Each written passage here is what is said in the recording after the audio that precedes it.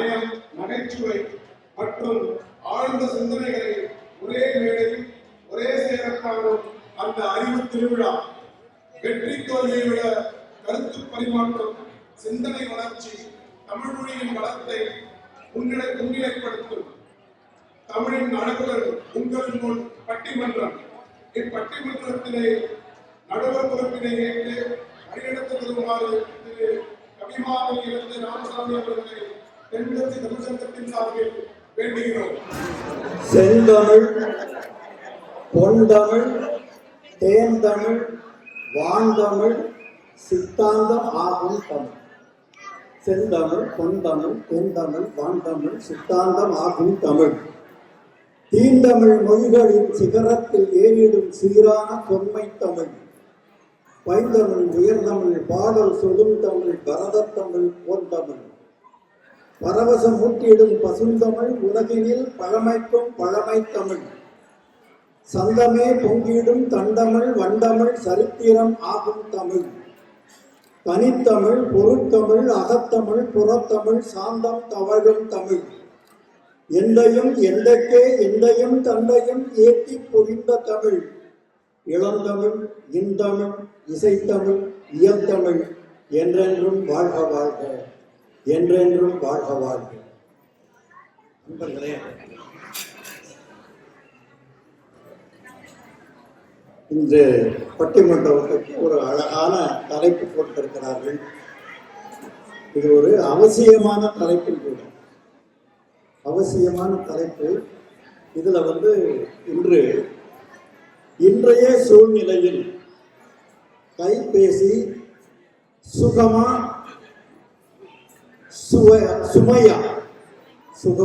சுமையா என்று கேட்டிருக்கிறார்கள். இங்கே சுகத்தை பற்றி பேசுவதற்காக 3 பேரும், சுமை என்றுதான் சொல்வதற்காக 3 பேரும் இங்கே வந்திருக்கிறார்கள். இது என்னை பொறுத்த மட்டும் இல்லை, இதுல கொஞ்சம் சின்ன மாற்றம். அதாவது தமிழ் கைபேசி சுகம் இல்லை என்று யாராலும் சொல்ல முடியாது. அதே மாதிரி கைபேசி சுமை இல்லை என்று எவராலும் சொல்ல முடியாது. எனவே சுகமா சுவையா என்று கேட்டுக்கொண்டாலே இது சுகம்தான், இது சுவைதான் என்று அறுதியிட்டு சொல்லிவிட முடியாது. அதனால நம்ம திருவள்ளுவர்கிட்ட போகணும். குணம் நாடி குற்றமும் நாடி அவற்றுள் மிகை நாடி மிக்க குணம். அதனால இந்த சுகம் கைபேசியில் எந்த அளவுக்கு இருக்கிறது, சுமை எந்த அளவுக்கு இருக்கிறது, அதை இரண்டையும் சீர்தூக்கி பார்த்து எது அதிகமாக இருக்கிறதோ அதுதான் என்றுதான் தீர்ப்பு இருக்கணும். எனவே நீங்கள் 2 பேரும் ஒத்துக்கொள்ள வேண்டியது, கைபேசியும் சுகமும் இருக்கிறது, சுவையும் இருக்கிறது என்பதை ஒத்துக்கொண்டு பேச வேண்டும். ஆனால் உங்கள் கட்சியில் பேசுவதற்கு எது அதிகமாக இருக்கிறது என்பதை நீங்கள் நிலைநாட்ட வேண்டும் என்று நான் உங்களுக்கு கேட்டுக்கொள்கிறேன். இந்த சுவையா சுமையா என்பதை பற்றி ஒரு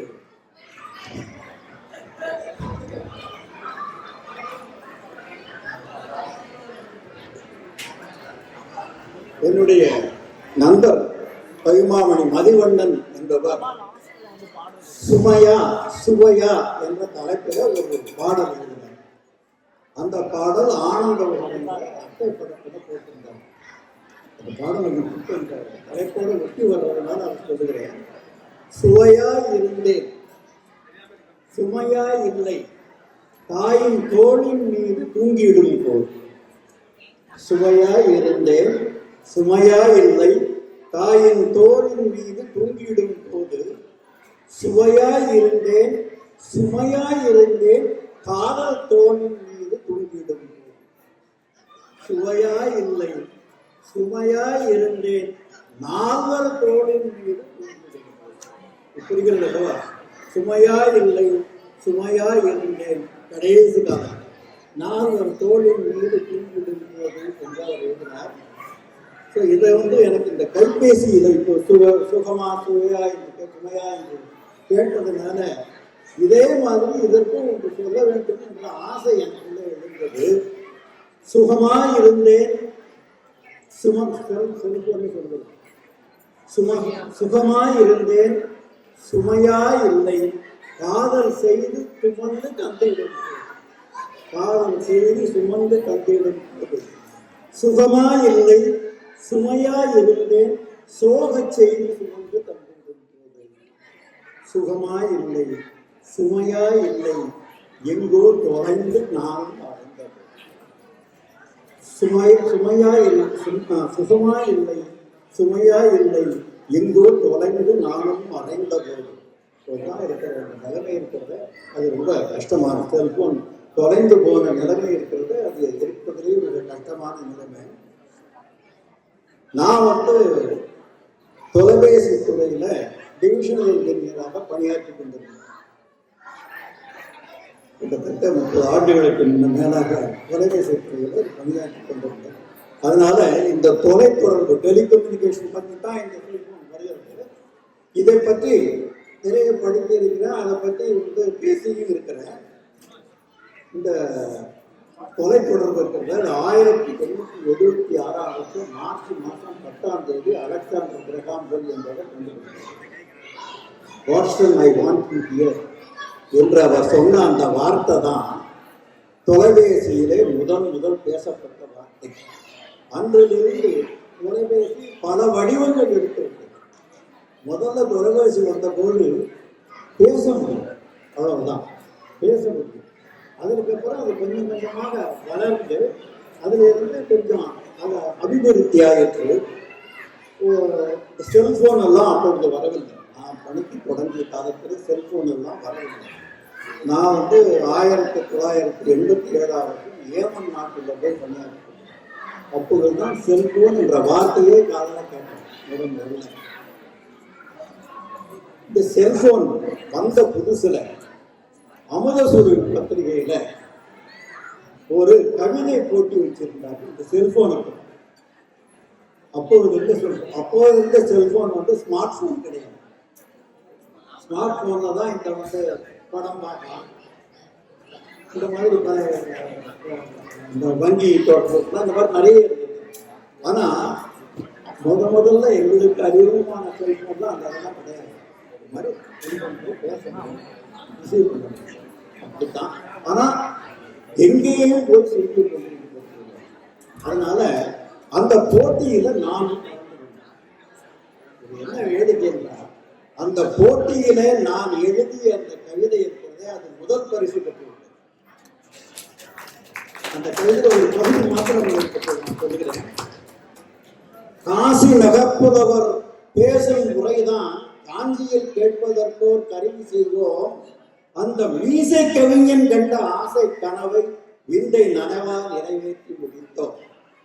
காற்று வெளியில் ஒலி நாற்று நடுவோம், காற்று வெளியில் ஒலி நாற்று நடுவோம். காணா பெருமுகடும் நாங்கள் தொடுவோம். வேற்று மர நிலங்கள் வேதங்கள் இல்லை, வேண்டும் வேண்டாமதினால் சேதங்கள் இல்லை. ஆழம் உயரம் ஏதும் தடங்கள் இல்லை, அண்ட வெளி முடிவே எங்களின் எல்லை. சூடும் ஒலிக்கதிரே தூதுவனாவான், சூரன் அவன் மிகவும் வேகமாய் போவான், சூரன் அவன் மிகவும் வேகமாய் போவான் என்று. அது மாத்திரல்ல, சின்ன கணத்தை யுகமாக கருதி, சின்ன கணத்தை கூட யுகமாக கருதி செய்தி சுமந்து தரும் விந்தை பிரிவோம். மின்னல் விரைவது போல் நாங்கள் விரைவோம். மேதினி யாவையும் போர் புள்ளியாக்குவோம், மேதினி யாவையும் போர் புள்ளியாக்குவோம் என்று அந்த கவிதையில இன்னும் இருந்தது. இந்த கவிதை தான் அன்று முதல் பரிசு பெற்றது. ஆனால் அந்த சமயத்தில் இருந்த செல்போன் ஸ்மார்ட் போன் கிடையாது. வெறும் பேச்சு, வரவழைக்க பேச முடியும், பேசு அதற்கு பதில் சொல்லி இந்த மாதிரி தான் இருந்தது. அதற்கு அப்புறம் செல்போன் வளர்ந்து இன்றைய இருக்கக்கூடிய நிலைக்கு வந்த போது அந்த வெறும் பேசி பிறகு பதில் சொல்லுகிற நிலையை தாண்டி இது விரிவுகள், இப்படி விரிவு கண்ட போதுதான் இந்த சுமை தாங்க. அதுவரை சுகமாக இருந்த அந்த செல்போன் இருக்கிறது, அந்த செல்போன் விரிவு கண்ட போதுதான் இது இங்க உட்கார்ந்து கொள்கிறது. இங்கே சமீபத்தில் சிகாகோவில் ஒரு நண்பருடைய வீட்டுக்கு போயிருந்தோம். அங்கே அந்த வீட்டுக்கு போயிருக்கும்போது அங்கே ஒரு சின்ன குழந்தை, 4 வயசு குழந்தை, அந்த குழந்தை இந்த கைபேசியை வைத்துக் கொண்டு விளையாடி கொண்டிருக்கிறது. எனக்கு ஆச்சரியமா இருந்தது. இந்த மாதிரி கைபேசியை இந்த குழந்தை கையில கொடுத்து விளையாட வைத்திருக்கிறார்கள். அந்த வீட்டு அம்மாட்ட போட்டு, என்னமா அந்த குழந்தைய கொடுத்துருக்கீங்க, இந்த கைபேசியை உடைத்து விடாதா? அவருக்கு சொன்ன, நான் தான் உடைக்கேன் சார், அது உடைக்காது. கைபேசியை உடைக்கிறதுனா நான் வேணா உடைக்கலாம், ஆனா அதுக்கு தெரியும் அதுல என்னென்ன இருக்கு, எப்படி பண்ணணும் என்பதுன்னா அந்த குழந்தைக்கு தெரியும். அப்பொழுது எனக்கு ஒரு குழந்தை கவிதை, செல்பேசியை பற்றி ஒரு குழந்தை கவிதை வந்து நினைவுக்கு வந்தது. சின்ன பாப்பா கையில் என்னடி, சின்ன பாப்பா கையில் என்னடி, செல்போனை கீழே வையடி என்று அந்த குழந்தைகிட்ட சொல்றான். ஆனா அந்த குழந்தை பதில் சொல்றது பாருங்க, அப்படின்னா வீட்டு கணக்கு போட்டு தருவியா, அப்படின்னா வீட்டு கணக்கு போட்டு தருவியா, வீட்டு கணக்க தோழியிடம் பேசி கேட்கிறேன், சின்ன பாப்பா கையில் என்னடி. அம்மாவுக்கு நேரம் இல்லை என்னிடம் பேச. அந்த குழந்தை கொடுக்கிறது உண்மையிலேயே குழந்தைகள் பண்ணுகிறார், உணர்கிறார். தாய்க்கு பேச நேரம் இல்லை, கையில செல்போனை கொடுத்து விட்டா போதும், கொஞ்ச நேரம் அந்த பாட்டுக்கு விளையாடி கொண்டிருக்கோம், நம்ம பாட்டுக்கு நம்ம வேலையை செய்து கொண்டிருக்கலாம் என்று இருக்கக்கூடிய தாய்மார்கள் இருக்கத்தான் செய்கிறார், இல்லை என்று சொல்லிவிட முடியாது. ஆனா அதுல வரக்கூடிய பின் விளைவுகள் இருக்கிறது, அப்பொழுது அவர்கள் அதை உணரவில்லை.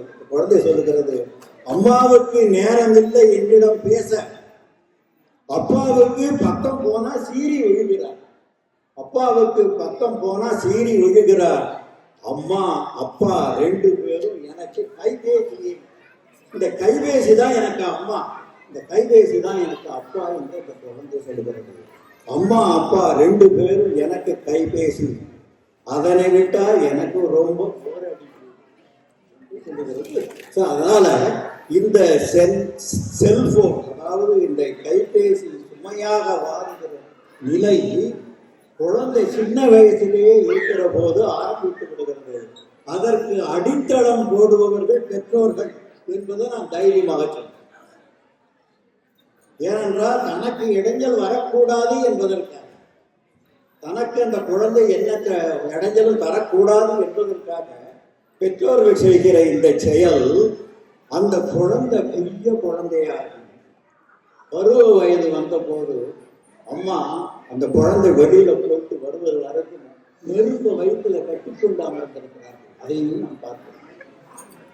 இப்படிப்பட்ட நிலை வருவதற்கு காரணம் செல்போன் என்று நான் சொல்ல மாட்டேன், கைபேசி என்று சொல்ல மாட்டேன், அதை நாம் கையாளுகிற விதம் தான் இதற்கு காரணம் என்பதுதான் முக்கியம். இப்போ இங்கே இருந்து இருக்கிறவர்கள் எல்லாம் செல்போசி சுகமா, அது கைபேசி சுகமா சுமையா என்று பேசப் போகிறார்கள். அது சுகம் என்பதற்கான காரணங்களையும் என்னால அடுக்கி கொடுக்க முடியும், அது சுமை என்ற காரணங்களையும் என்னால அடுக்கி கொடுக்க முடியும். ஆனா அந்த வேலையை இப்பொழுது நான் செய்ய போகிறேன். அதற்கு 2 காரணம். ஒண்ணு, நேரத்துக்குள்ள முடிக்க வேண்டும். நானே இங்கே பேசிக்கொண்டு இருந்தால் அதுக்கப்புறம் அந்த நேரம் தகராறெல்லாம் வந்துவிடும். அதனால இப்பொழுது நான் இதற்கு இது சுகம்தான் என்றோ சுமைதான் என்றோ காரணங்களை அடுக்கிக் கொண்டு இருக்க போவதில்லை. அது இவர்களுடைய வேலை. இவர்கள் பேசுவதை வைத்து நான் குறிப்பு எடுத்துக்கொண்டு அதில் சுகம் எவ்வளவு அதிகமாக சொல்லப்படுகிறது அல்லது சுமை எவ்வளவு அதிகமாக சொல்லப்படுகிறது என்பதை ஆதாரமாக கொண்டு என்னுடைய தீர்ப்பை வழங்குவேன் என்பதை நான் உங்களுக்கு சொல்லிக் கொள்கிறேன். ஏனென்றால் நான் இங்கே சொல்லிவிட்டேன்னு அது நீங்கள் மனதில் வைத்திருக்கிறதோடு போனால் அதுக்கு மோதல் ஏற்படும். அப்படி இருக்கக்கூடாது. உங்களுக்கு நீங்கள் சொல்லுகிற கருத்தை சொல்வதற்கு எந்த தடங்களும் இருக்கக்கூடாது, எந்த சுமையும் இருக்கக்கூடாது. அது சுகமாக இருக்கும். இந்த காரணத்தினால்தான் நான் இப்பொழுது தலைப்புக்குள்ள போகாம இப்போ முதல்ல இந்த சுகம் என்ற கட்சியில அழைக்கிறேன். பெண்களுக்கு முதலிடம் என்று சொல்லுகிற போது எனக்கு பின்னால ஒருத்தர் உட்கார்ந்துட்டு இருக்கிறாரு, அவர் தான் ஞாபகம் வரும். தொடுத்தெடுத்த சொல்லிலே சூடு போட்ட நாயகன், தொடுத்தெடுத்த சொல்லிலே சூடு போட்ட நாயகன், கொடுக்க என்று தோன்றினான், கோயில் நெஞ்சில் ஊன்றினான், முடுக்கிவிட்ட வார்த்தைகள் மூச்சு விட்டு வாழவே சுடுக்கிவிட்ட சாரதி சுப்பிரமணிய பாரதி. அந்த சுப்பிரமணிய பின்னாலே இது பார்த்து கொண்டிருக்கக்கூடிய இந்த அவையிலே பெண்களுக்கு முதலிடம் கொடுப்பது சரிதான். அதாவது பெண்கள் யாருக்கு முதலில் நன்றி சொல்ல வேண்டும் என்றால் பாரதிக்கு. அவ்வளவு பெண்களுக்காக அவ்வளவு சொல்லியிருக்கிறார். அதெல்லாம் பேசணும்னா 2 மணி நேரம் அவ்வளவு சொல்லியிருக்கிறான் பாரதி. எனவே இங்கே அவையினர் தீர்மானத்தபடி பெண்களுக்கு முதலிடம் கொடுத்து முதலிலே ரம்யா அவர்களை இந்த வழக்கை அவர் நல்ல இனிப்பாவே பேசுவார். காரணம் அவருடைய ஊர் சேலம், மாம்பழம் இன்னைக்குத்தானே செய்யும் இல்லையா? எனவே மிக இனிமையாக தன்னுடைய கருத்துக்களை இங்கே எடுத்து வைக்குமாறு ரம்யா அவர்களை தமிழுக்கு என் முதல் வணக்கம்.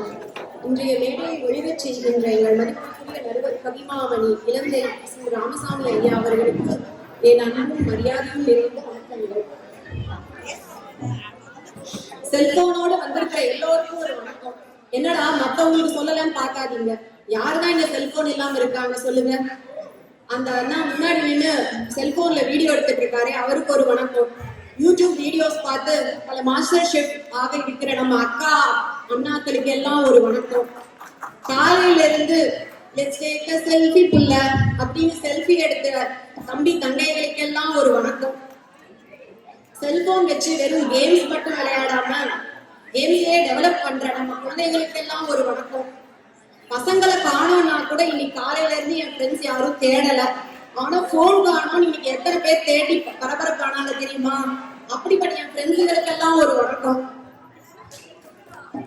ஐயா, தூங்குறவங்களே எழுப்பணும், ஆனா தூங்குற மாதிரி நடிக்கிறவங்களே எழுத முடியாது.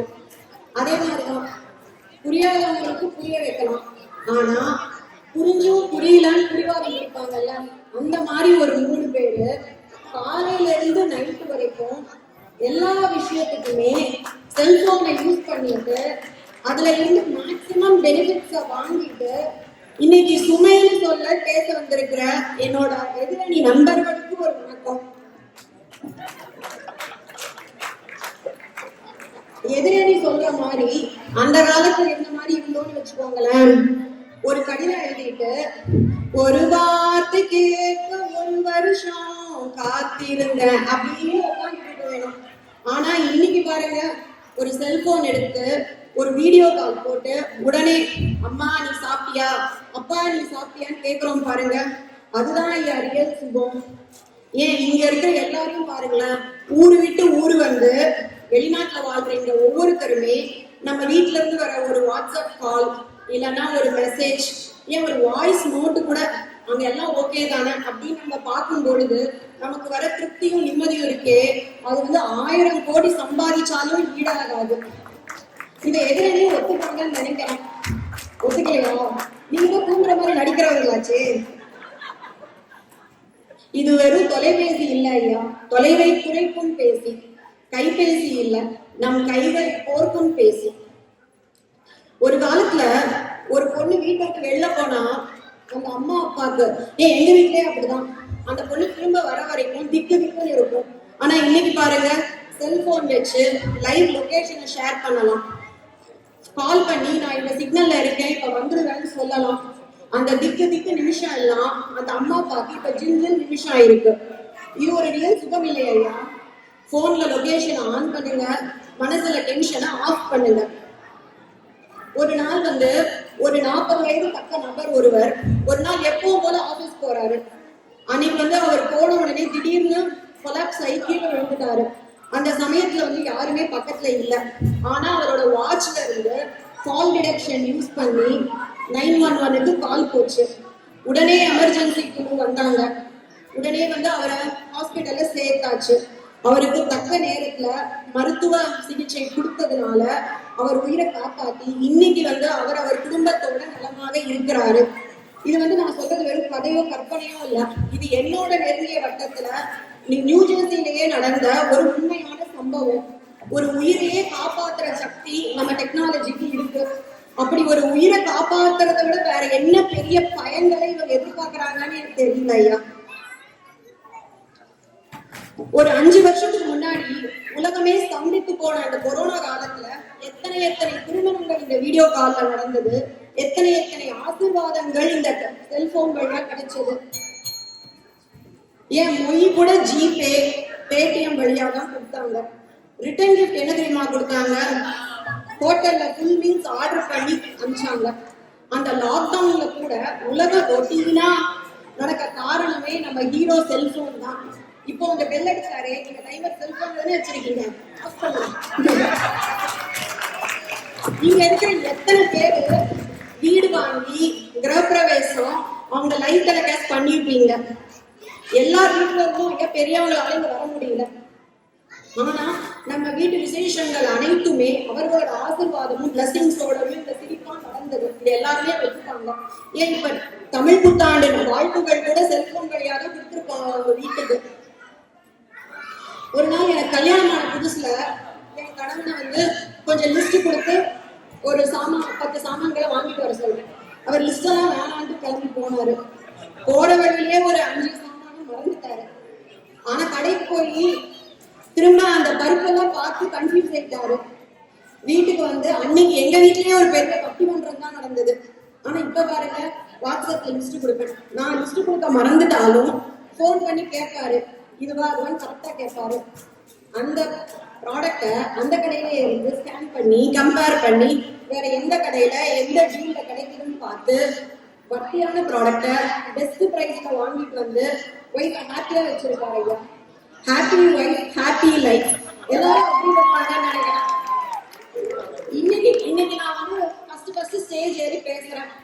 இன்னைக்கு கொஞ்சம் ப்ரேயர் கமிட்மெண்ட்ஸ் ஆனா அவரால் இங்க வர முடியல. கொஞ்சம் ஃபீல் பண்ணிட்டு தான் இருந்தேன், என்னடா அவர் வரலையேன்னு.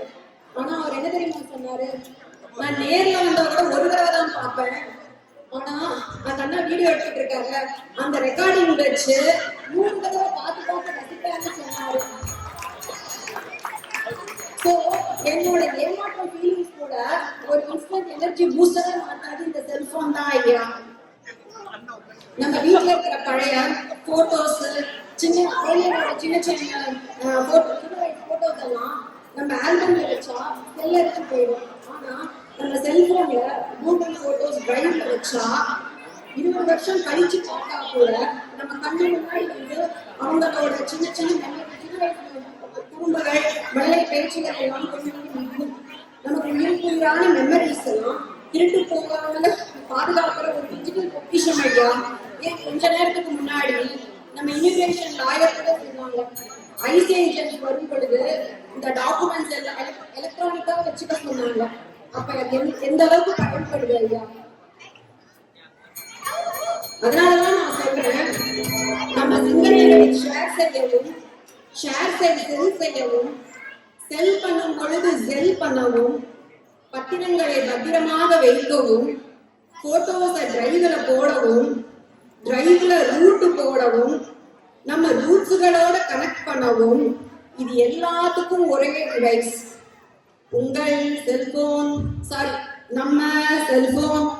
அதனாலதான் சொல்றேன், இது வந்து நம்ம வாழ்க்கையோட மிகப்பெரிய ஃபுல் டைம் சப்போர்ட் சிஸ்டம். எந்த ஒரு டெக்னாலஜி எடுத்துக்கோங்க, அது வரும்பொழுது ப்ரோஸ் அண்ட் கான்ஸோட தான் வரும். ஏன் நம்ம டிவி எடுத்துக்கோங்க, நல்லதும் இருக்கும் கெட்டதும் இருக்கும். ஒரு கத்தி எடுத்துக்கோங்க, ஒரு ஷெஃப் கையில இருந்தா சமையல் பண்ணுவாரு, டாக்டர் கையில இருந்தா சர்ஜரி பண்ணி உயிரை காப்பாத்துவாரு, கெட்டவன் கையில இருந்தா. அதனால யார் யூஸ் பண்றோங்கிறத பொறுத்து தான் இருக்கு. அதனால அந்த கண்டுபிடிப்பே சொன்னேன்னு சொல்றது நியாயமா இல்லை ஐயா. திருவள்ளுவர் அன்னைக்கே சொல்லியிருக்காரு, இனிய உணவாக இன்னாத கூறல் கனியிருப்ப காய்கவன் பற்று. நல்லது தீயது நம் முன்னாடி இருக்கும் பொழுது தீய சொற்களை ஒதுக்கிட்டு நல்ல சொற்களை தேர்ந்தெடுத்து பயன்படுத்துங்க. அந்த மாதிரி நம்ம அறிவை யூஸ் பண்ணி செட்டிங்லையும் லிமிடேஷன் செட் பண்ணல, எவ்வளவு நேரம் யூஸ் பண்றோம், யாருக்கு யூஸ் பண்றோம், எதுக்கு யூஸ் பண்றோம் அப்படிங்கறத நீங்க செட் பண்ணிட்டு நல்ல விஷயத்துக்கு யூஸ் பண்ணிட்டு பெனிஃபிட்ஸ் பெற்றுக்கோங்க. அனைவருக்கும் தமிழ் புத்தாண்டு வாழ்த்துக்கள் கூறி விடைபெறுகிறேன். இது வெறும் ட்ரெய்லர் தான், மெயின் பிக்சர் வருது.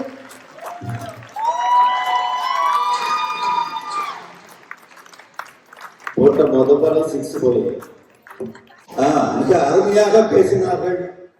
செல்போன் சுகமானதுதான் என்பதை எடுத்துக்காட்டாக உறவினர்களோடு கொள்ளுகிற தொடர்பு, லொகேஷன் ஷேரிங், அதற்கப்புறம் அருமையான நிகழ்ச்சிகளை எல்லாம் எடுத்து சொல்லி பட்டியல் போட்டு படுத்திய பாடு, இதை பற்றி எல்லாம், அதாவது கணவருக்கு பட்டியல் போட்டு படுத்திய பாடு, அதனாலே இவர்கள் பெற்ற பேரு, இதை பற்றி எல்லாம் எடுத்து சொன்னார்கள்.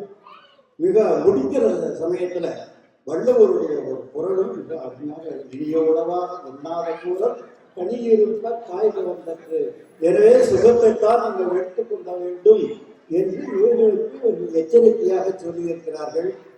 சுகத்தை பற்றி பேசிவிட்டு சுமை கட்சிக்கு ஒரு சுமையை கொடுத்து விட்டார்கள். நீங்கள் சுமையை இறக்கம் செய்து சுமை கட்சிக்காக வாதாடி வெல்ல வேண்டும் என்று வாழ்த்தி இப்பொழுது பிரியம்பதா சந்து அவர்களை அழைக்கிறேன்.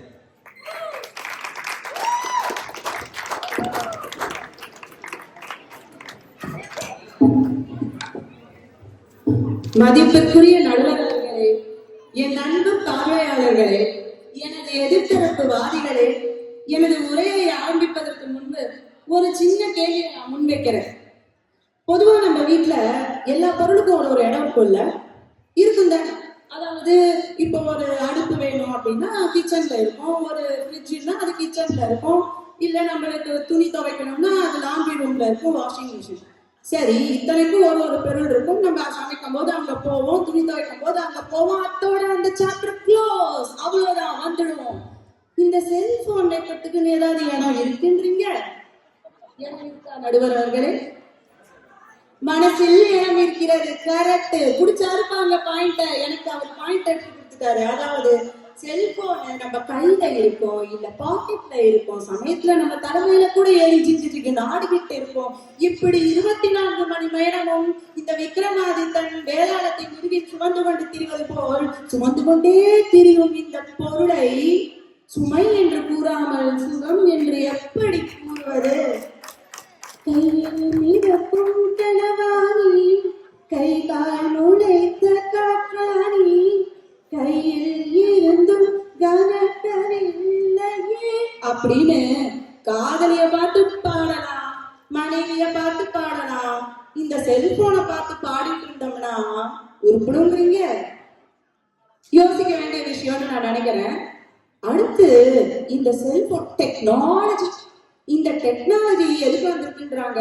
நேரத்தை மிச்சப்படுத்துறதுக்குன்றாங்க.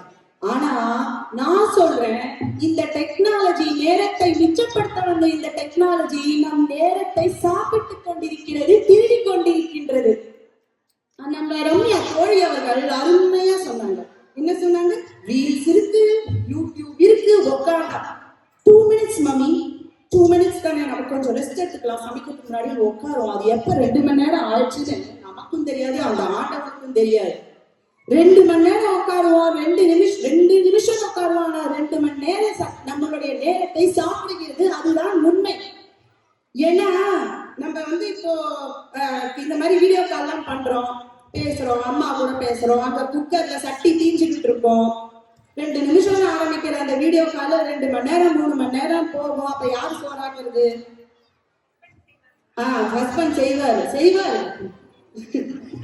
அந்த மாதிரி இந்த மாதிரி இத்தனை நேரத்தையும் சாப்பிட்டு கொண்டிருக்கும் இந்த தொலைபேசியை எப்படிங்க நேரத்தை மிச்சப்படுத்துகிறது என்று கூற முடியும்? மொய் வைக்கிறாங்களாம், ஜிபேல மொய். இன்விடேஷனே வாட்ஸ்அப்ல தான் போகுது, அது வேற விஷயம்.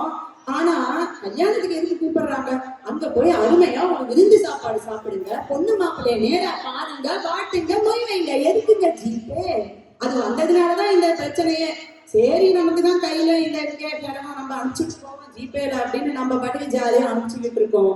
ஆனா அந்த லைவ் மொமெண்ட்ஸை நம்ம மிஸ் பண்றோம் இல்லையா? இவங்க புருஷன் வரலையா இன்னைக்கு பாருங்க, முதல்ல மேடையில ஏறி எவ்வளவு அழகா பேசுறாங்க. இத வந்து ஒரு மெமரிஸா சேவ் பண்ணி வீடியோ பார்க்கலாமே தவிர இந்த லைவ் மொமெண்ட அவங்க ஹஸ்பண்ட் மிஸ் பண்றாங்களா இல்லையா? சொல்லுங்க, மிஸ் பண்றாங்களா இல்லையா? அப்புறம் எப்படிங்க நான் இதை வந்து அவங்க வாதத்தை ஒத்துக்கிறீங்களா காரணம் பண்றாங்க கைட்ட பிடிச்சி. எப்படிங்க ஒத்துக்க முடியும்? எப்படி ஒத்துக்க முடியும்? அந்த மாதிரி சரி நாமளும் வந்து இதுக்கு முன்னாடி நம்ம தான் போகும்போது ட்ரெயின்லயோ பஸ்லயோ போய்கிட்டே இருப்போம், படபடான்னு போகும்போது போர் அடிக்கும், என்ன பண்றதுன்னு தெரியாது. இந்த ரயில் தண்டவாளத்துல இவ்வளவு ஸ்பீடா போகுது, தண்டவாளத்துல இப்படி உருண்டாதா, நம்ம போகும்போது எதிர்த்து செயல இப்படி மூவ் ஆன மாதிரி இருக்கேன், அது எப்படி மூவ் ஆகும்? எத்தனை கேள்வி மனசுல ஒதுக்கும். நம்ம அந்த அப்போ சின்ன பசங்களா இருக்கும்போது இவ்வளவு கேள்வி ஒதுக்கும் போது பக்கத்துல இருக்கிற அப்பா அம்மாட்ட கேள்வி கேட்போம், உறவினர்கள் கிட்ட கேள்வி கேட்போம். அப்ப அவங்களுக்கும் நமக்கும் உண்டான அந்த கம்யூனிகேஷன் டெவலப் ஆகும், நம்மளுடைய கேள்வி ஞானம் பெருகும், சுய சிந்தனைகள் பெருகும். ஆனா இப்ப என்ன பண்றோம்? பக்கத்துல அப்பா அம்மா போர்டு யூடியூபை பார், கூகுளை கேள் அப்படின்ட்டு எல்லாரும் உட்கார்ந்துட்டு இருந்தா இங்க கேள்விகள் எங்க வருது? இங்க சுய சிந்தனைகள் எங்க வருது? அவங்க சொல்லுவாங்க இப்படி தட்டுனா வரப்போகுது இன்ஃபர்மேஷன், எனக்கு என்னடா கவலை, தட்டுனா கரெக்ட் இன்ஃபர்மேஷன் தான் வரும், ஆனா நாலேஜ் கிடைக்காது. நம்ம இந்த செல்போனை வைத்துக் கொண்டு இன்ஃபர்மேஷனை கேதர் செய்து கொண்டிருக்கிறோமே தவிர நாலேஜை நம்ம டீப்பா டெவலப் பண்ணிக்கிறது கிடையாது. தகவலை சேகரிப்பது பேர் வந்து நம்ம ஒன்னொரு இன்டெப்த் நாலேஜ் கிடைக்கிறதுங்கிறது அர்த்தம் இல்லை. இங்க வாங்கி அங்க கொடுக்கணும், இது கொரியர் ஜாப் தானே தவிர நாலேஜ் டெவலப் பண்ற ஒரு விஷயம் கிடையாது. அதை நம்ம எல்லாருமே ரொம்பவும் சின்சியரா திங்க் பண்ண வேண்டிய ஒரு விஷயம். சரி, இன்னொன்னு சொன்னாங்க, ரிலேஷன்ஸ்குள்ள தூரத்தை குறைக்கிறான். என்ன புண்ணியம்? இல்ல என்ன புண்ணியம்னு கேக்குறேன். அதாவது பக்கத்துல இருக்கிறவங்களோட டிஸ்கனெக்ட் ஆயாச்சு, முதல்ல பக்கத்துல இருக்கிறவங்க கூட பேசி பழகி ரிலேஷன்ஷிப்பை டெவலப் பண்ணுங்க. அம்மா ஒரு பக்கம், அப்பா ஒரு பக்கம், புள்ள ஒரு பக்கம், இன்ஸ்டாகிராம் ஒரு பக்கம், ஃபேஸ்புக் ஒரு பக்கம், வாட்ஸ்அப், இவங்க வந்து ரிலேஷன்ஷிப்பை டெவலப் பண்றாங்களாமா. முதல்ல வீட்டுக்குள்ள இருக்கிறவங்களோட டெவலப் பண்ணுங்க, அதுக்கப்புறம் போலாம் தூரமா. அதுக்கப்புறம் அடுத்தது பொருளாதார சுமை. அதுவும் இந்த சோசியல் மீடியா வந்தது. ஒரு சின்ன எடுத்துக்காட்டு சொல்றேங்க. இப்ப எல்லாம் முன்னாடி ஒரு ட்ரெஸ் போட்டு போனா அடுத்த ஃபங்க்ஷனுக்கு அதையே போட்டுப்பா, யாருக்கு என்ன தெரிய போகுது அப்படின்னு போவோம் வருவோம். இப்பெல்லாம் அப்படியா? அதை வேற போட்டோ எடுக்கணும், அதை வேற அங்க போடணும், இங்க போடணும். நீ சும்மா இருந்தாலும் பக்கத்துல இருக்கிறவன் சும்மா வர மாட்டான். அதுல ஒரு ரீல்ஸை இந்த கையை ஆட்டி எடு, அந்த கையை ஆட்டி எடுன்னு போட்டு படாத பாடுபடுத்துவான். அப்படி இருக்கும்போது இந்த ட்ரெஸ்ஸுக்கு ஒரு செலவு பண்ற வேலையே ஒரு பெரிய செலவா இருக்கு. அப்புறம் எங்கெங்க இப்ப நம்ம சேர்த்து வைக்கிறது, எங்கெங்க காசை மிச்சப்படுத்துறது, இதுதான் ஒரு சின்ன எடுத்துக்காட்டு தான் சொன்னேன். இதுலயே இவ்வளவு இருக்கு. ஏன் உங்க வீட்டை மாட்ட போய் நீங்களே சொல்லி பாருங்களேன். இனமா இதையே கொஞ்சம் வார்த்ததுக்கு கொஞ்சம் அட்ஜஸ்ட் பண்ணி போடுமான்னு போங்க, போய் கேட்டு பாருங்க. அந்த ஒரு நிமிஷம் கங்கா சந்திரமுகியா மாறுதல் நீங்க பாப்பீங்க. இந்த மாதிரி பல பர்ஃபார்மன்ஸ் மோட்லயே தாங்க இந்த செல்போன் நம்மள வச்சிருக்கு. எப்ப பார்த்தாலும் பர்ஃபார்மன்ஸ் மோட் தான். நம்ம தலையில ஷோ ஆக்கிற ஏத்தி வைக்கிற ஒரு சுமை தானே தவிர இது என்றைக்கும் சுகத்தை கொடுப்பது அல்ல. இந்த டாக்டர்கிட்ட போனா கூட பாருங்க, உடம்பு சரியில்லைன்னா ஒரு மாத்திரை போட்டோம், இல்லைன்னா ஒரு கஷாயத்தை வச்சு குடிச்சுட்டு சும்மா தூங்கினா கூட அந்த உடம்பு சரியா போயிடும். உடம்பு சரியில்லையா, லைட்டா வயிற்ற வலிக்கிறா, என்னவா இருக்கும், அந்த போனை பாரு, அது டியூபர்ல இருந்து ஆரம்பிச்சு கேன்சர் வரைக்கும் எல்லாத்தையும் காட்டும். அதுலயே இன்னும் அவனுக்கு டெம்பரேச்சர் ஏறி போய் ஜன்னி வந்தது தான் மிச்சம். அங்க நான் ஒரு டாக்டர் ஆஃபீஸ்க்கு போறேன், அவங்க எழுதி வச்சிருக்காங்க இந்த மாதிரி கோபே பிளஸ் 20% எக்ஸ்ட்ரா. எதுக்குன்னா கூகுள வந்து ஃபர்ஸ்டே பார்த்துட்டு வரவங்களுக்கு அதை கொடுக்க இன்ட்ரெஸ்ட் இல்லாதவங்க second opinion Gemini or chat GPT. இப்பெல்லாம் அப்படிதாங்க போயிட்டு இருக்கு. இப்பெல்லாம் நாடு அப்படிதான் போயிட்டு இருக்கு. அதாவது வாழ்க்கையை சிம்பிள் ஆக்கிறத விட்டுட்டு அதை இன்னும் நம்ம காம்ப்ளிகேட்டா ஆக்கிட்டு இருக்கோம் அப்படிங்கிறது தான் இங்க வந்து உண்மை நிலவரம். சரி, அதை விடுங்க. இப்ப மெயினா ஒரு பாயிண்ட் வரும். இப்போ என்ஜாய் பண்றதுக்காக இந்த செல்போனும் நம்ம சொல்றோம், அதே மாதிரி இன்ஃபர்மேஷன் கேதர் பண்றதுக்காக சொல்றோம். உண்மையாவே நம்மளுக்குள்ள நம்ம இன்ஃபர்மேஷன் கேதர் பண்ணி நம்ம லைஃப் என்ஜாய் பண்ணி நம்ம பண்ணிக்கிட்டு இருக்கோமா? இன்னொருத்தருக்கு ஷோ காட்டுறதுக்காக வாழ வேண்டிய ஒரு நிர்பந்தம், பியர் பிரஷர், ஸ்ட்ரெஸ், டிப்ரெஷன், இதெல்லாம் எதனால வருதுன்னு நீங்க நினைக்கிறீங்க? செல்போனால தான் வருது. நம்ம வாழ்க்கையே ஒரு ஷோ ஆக்குற சுமை. காலையில போனு, மத்தியானம் போனு, நைட்டு போன், இதுக்கு நடுவுல நம்ம வாழ்க்கை ஒரு சைலண்ட் மோட்ல போயிடுது. வாழ்க்கையில இன்ஆக்டிவா போயிட்டோம், செல்போன்ல ரொம்பவும் ஆக்டிவா இருக்கும். அதுதான் இன்னைக்கு நிஜமா கசப்பா இருந்தாலும் அதுதான் உண்மை. கண்ணிலா குழந்தைகள் போல பிறர் காட்டிய வழியில் சென்று மாட்டிக்கொள்வார் என்று பாரதி சொன்னார். அதே போல் இன்று நாம் கண்ணே இல்லாம இந்த மாதிரி ஒரு சாதனத்துக்குள்ள நம்ம வாழ்க்கையே ஒப்படைச்சிட்டு, அதுக்கையில நம்ம வாழ்க்கையை ஒப்படைச்சிட்டு நம்ம வாழ்க்கையை நம்ம வாழாம நம்ம தேவையில்லாத பல சிக்கல்களை தான் உருவாக்கி கொண்டிருக்கிறோம் என்று கூறி இடமர்கிறேன். நன்றி, வணக்கம்.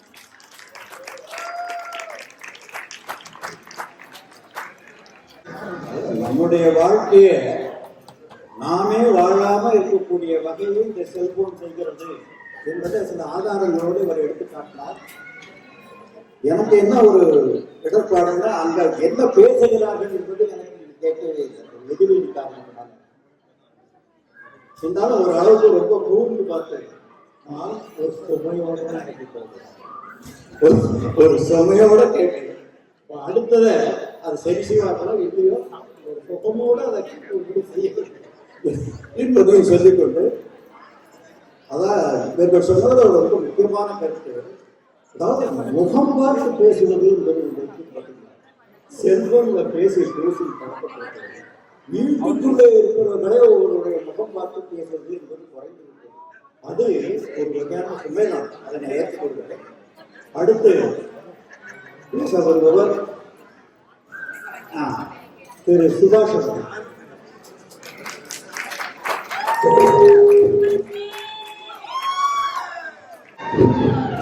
முக்கணிச்சாற்றில் முகவரி எழுதும் சித்திரையே, முத்தமிழே செந்தமிழே, சித்திரையில் சிரிக்கும் செந்நிறவையில் அங்கு முக்கனியும் அதனில் கனியட்டும், இங்கு கடும் குளிர் சுமை நீங்கி எங்கும் பராபரமாய் செறிமலர் பூச்செண்டாகட்டும்.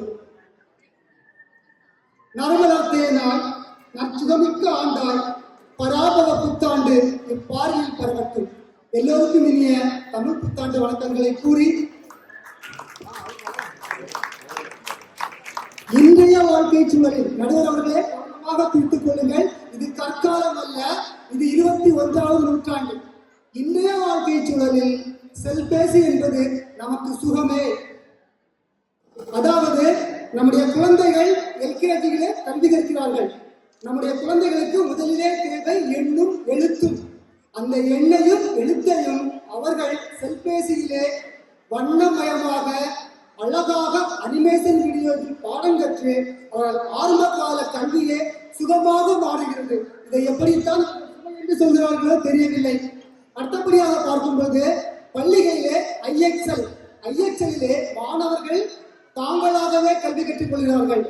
அதாவது நாமெல்லாம் கற்கும் பொழுது அடுத்த நாள் காலை வரை நாம் நமக்கு ஏற்படக்கூடிய சந்தேகங்களை குறித்து வைத்து ஆசிரியர்கள் கேட்டு தெளிந்து பின்னர் கற்றுக்கொண்டோம்.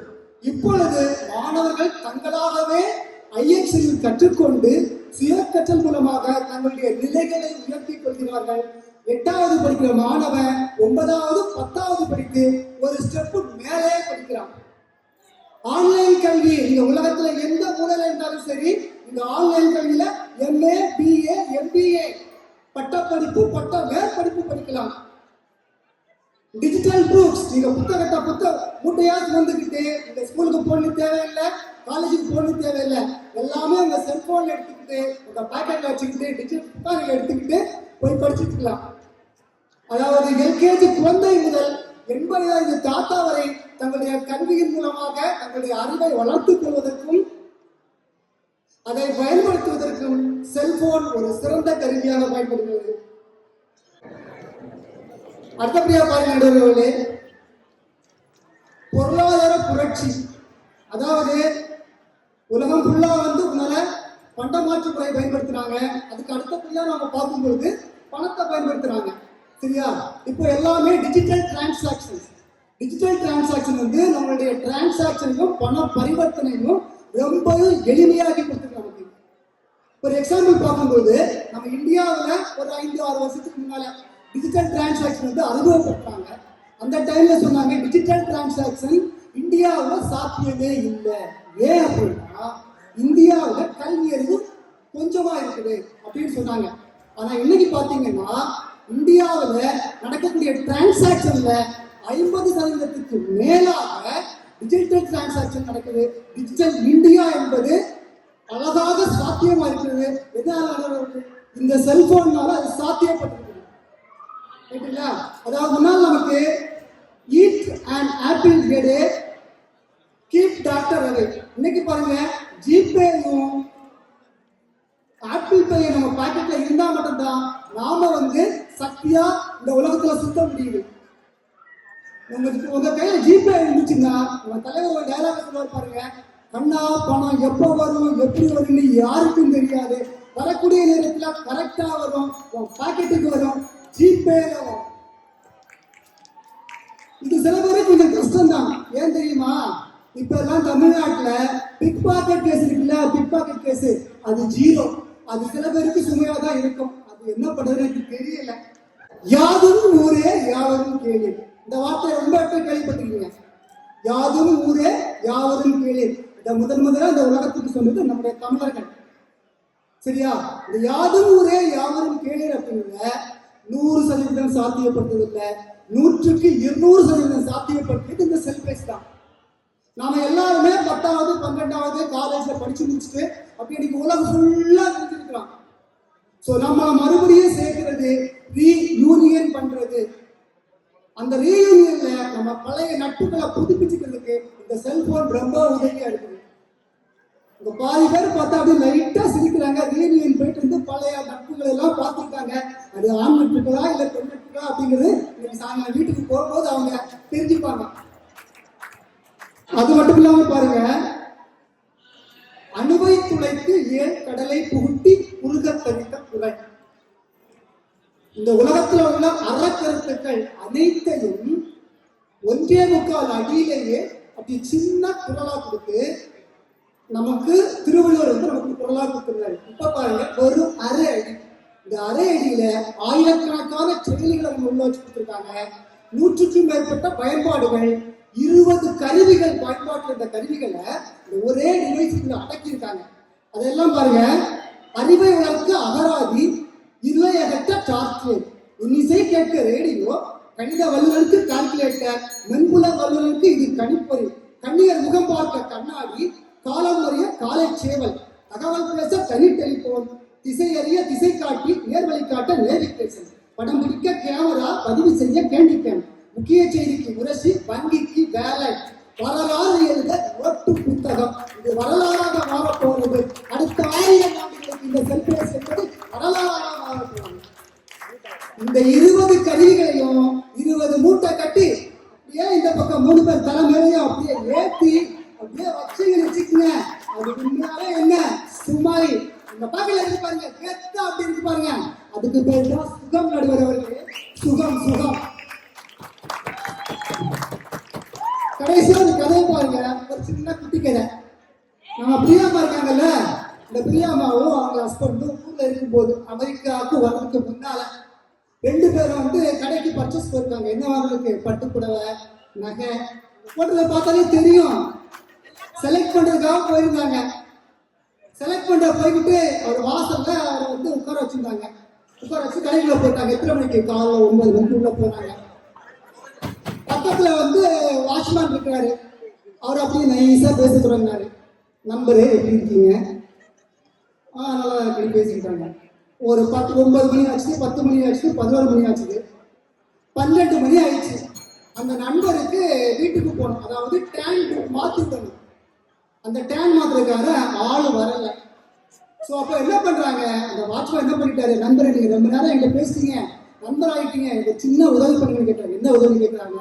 அப்படியே அந்த கேப்பு, ஒரு கைத்தடி 2 கொடுத்து அப்படியே அவங்க ஹஸ்பண்டை உட்கார வச்சுக்கிட்டு அப்படியே அந்த வாட்ச்மேன் போயிட்டாரு. இந்த அம்மா பண்றாங்க பண்றாங்க பண்றாங்க. நைட்டு 8 மணிக்கு வர்றாங்க. அதுக்கு மேல ஒரு 8 ஹவர் டியூட்டி முடிச்சாரு எங்க ஊர்ல. இப்ப அமெரிக்காவில் பாருங்க, அப்படியே ஹஸ்பண்ட் பக்கத்துல உட்காந்துருக்காரு. இந்த அம்மா காபி சாப்பிட்றாங்க. அப்படியே காபி சாப்பிட்டுட்டு அப்படியே இடத்துக்கு காபி சாப்பிட்றாங்க. வலதுக்கு என்ன பண்றாங்க, செல்போன்ல ஸ்க்ரோல் பண்றாங்க. அமேசான்ல ஆர்டர் போடுறாங்க.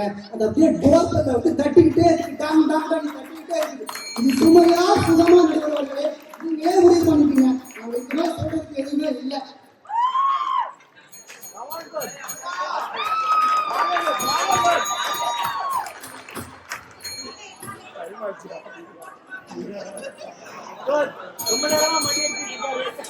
பரவாயில்ல, நம்ம நண்பர்கள்லாம் சிரிக்கிறாங்க பாருங்க. அதுதான் நான் வரேன். இப்ப பாருங்க, சமீப காலமா இந்த ஐடில வேலைக்கு வந்தாங்க பாருங்க. வந்தாங்க எல்லாருமே என்ன பண்ணிட்டாங்க, அப்படியே என்ன பண்ணிட்டாங்க, அப்படி உட்கார வேலை பார்க்க ஆரம்பிச்சாங்க. அதுக்கப்புறமா ஒண்ணு வந்துச்சு, என்னன்னா செல்ஃபி. அந்த செல்ஃபி எடுக்கும் போது என்னாச்சுது, அந்த செல்ஃபி எடுக்கும் போது என்ன ஆகுது, மக்களுக்கு நம்ம சிரிக்கக்கூடிய அனிமல் அப்படின்றது மறுபடியும் ஞாபகத்துக்கு.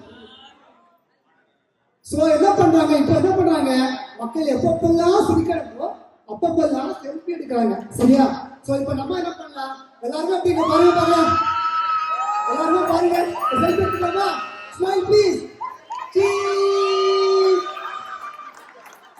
ரொம்ப நன்றி. சோ பாருங்க, நாம இப்ப வெளிநாட்டுல வேலை பார்க்கிறோம்.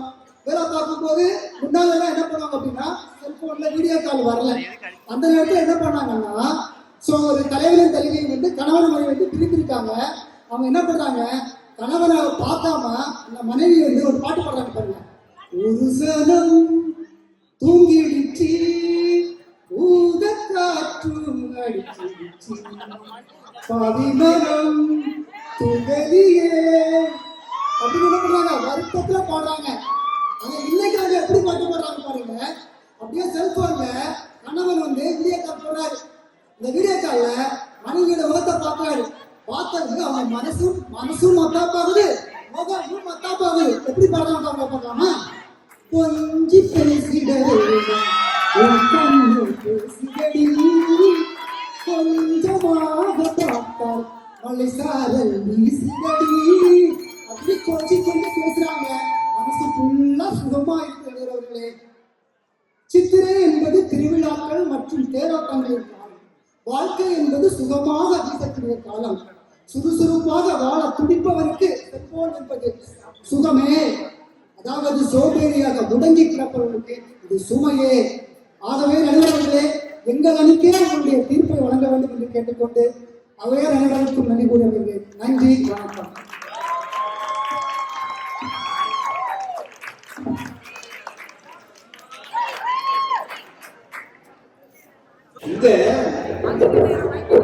இது ஒரு சொற்பொழிவு மேடை என்பதை விட இது ஒரு நாடக மேடை மாதிரி ஆகிவிட்டு பேசுகிற போது இது ஒரு நாடக மேடை மாதிரி ஆச்சு. நீங்க நன்றாக பேசினார்.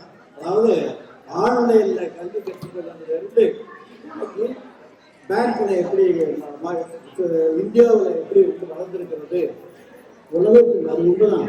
உலகத்தில் இருக்கக்கூடிய அதிக நாடுகளை விட இந்தியாவில் இந்த டிஜிட்டல் டிரான்சாக்ஷன் மிக அருமையாக வளர்ந்திருக்கிறது என்பது உண்மை. அதை எடுத்து சொன்னால் அதற்காக அவருக்கு நான் நன்றியை தெரிவித்து செய்கிறேன். இப்படி ஆனால் ஏற்கனவே அந்த எக்கோ இருக்கிற காரணத்தினால முழுமையாக முடியவில்லை என்றாலும் நல்ல கருத்துக்களை சொல்றேன். அவரை வாழ்த்தி அடுத்தது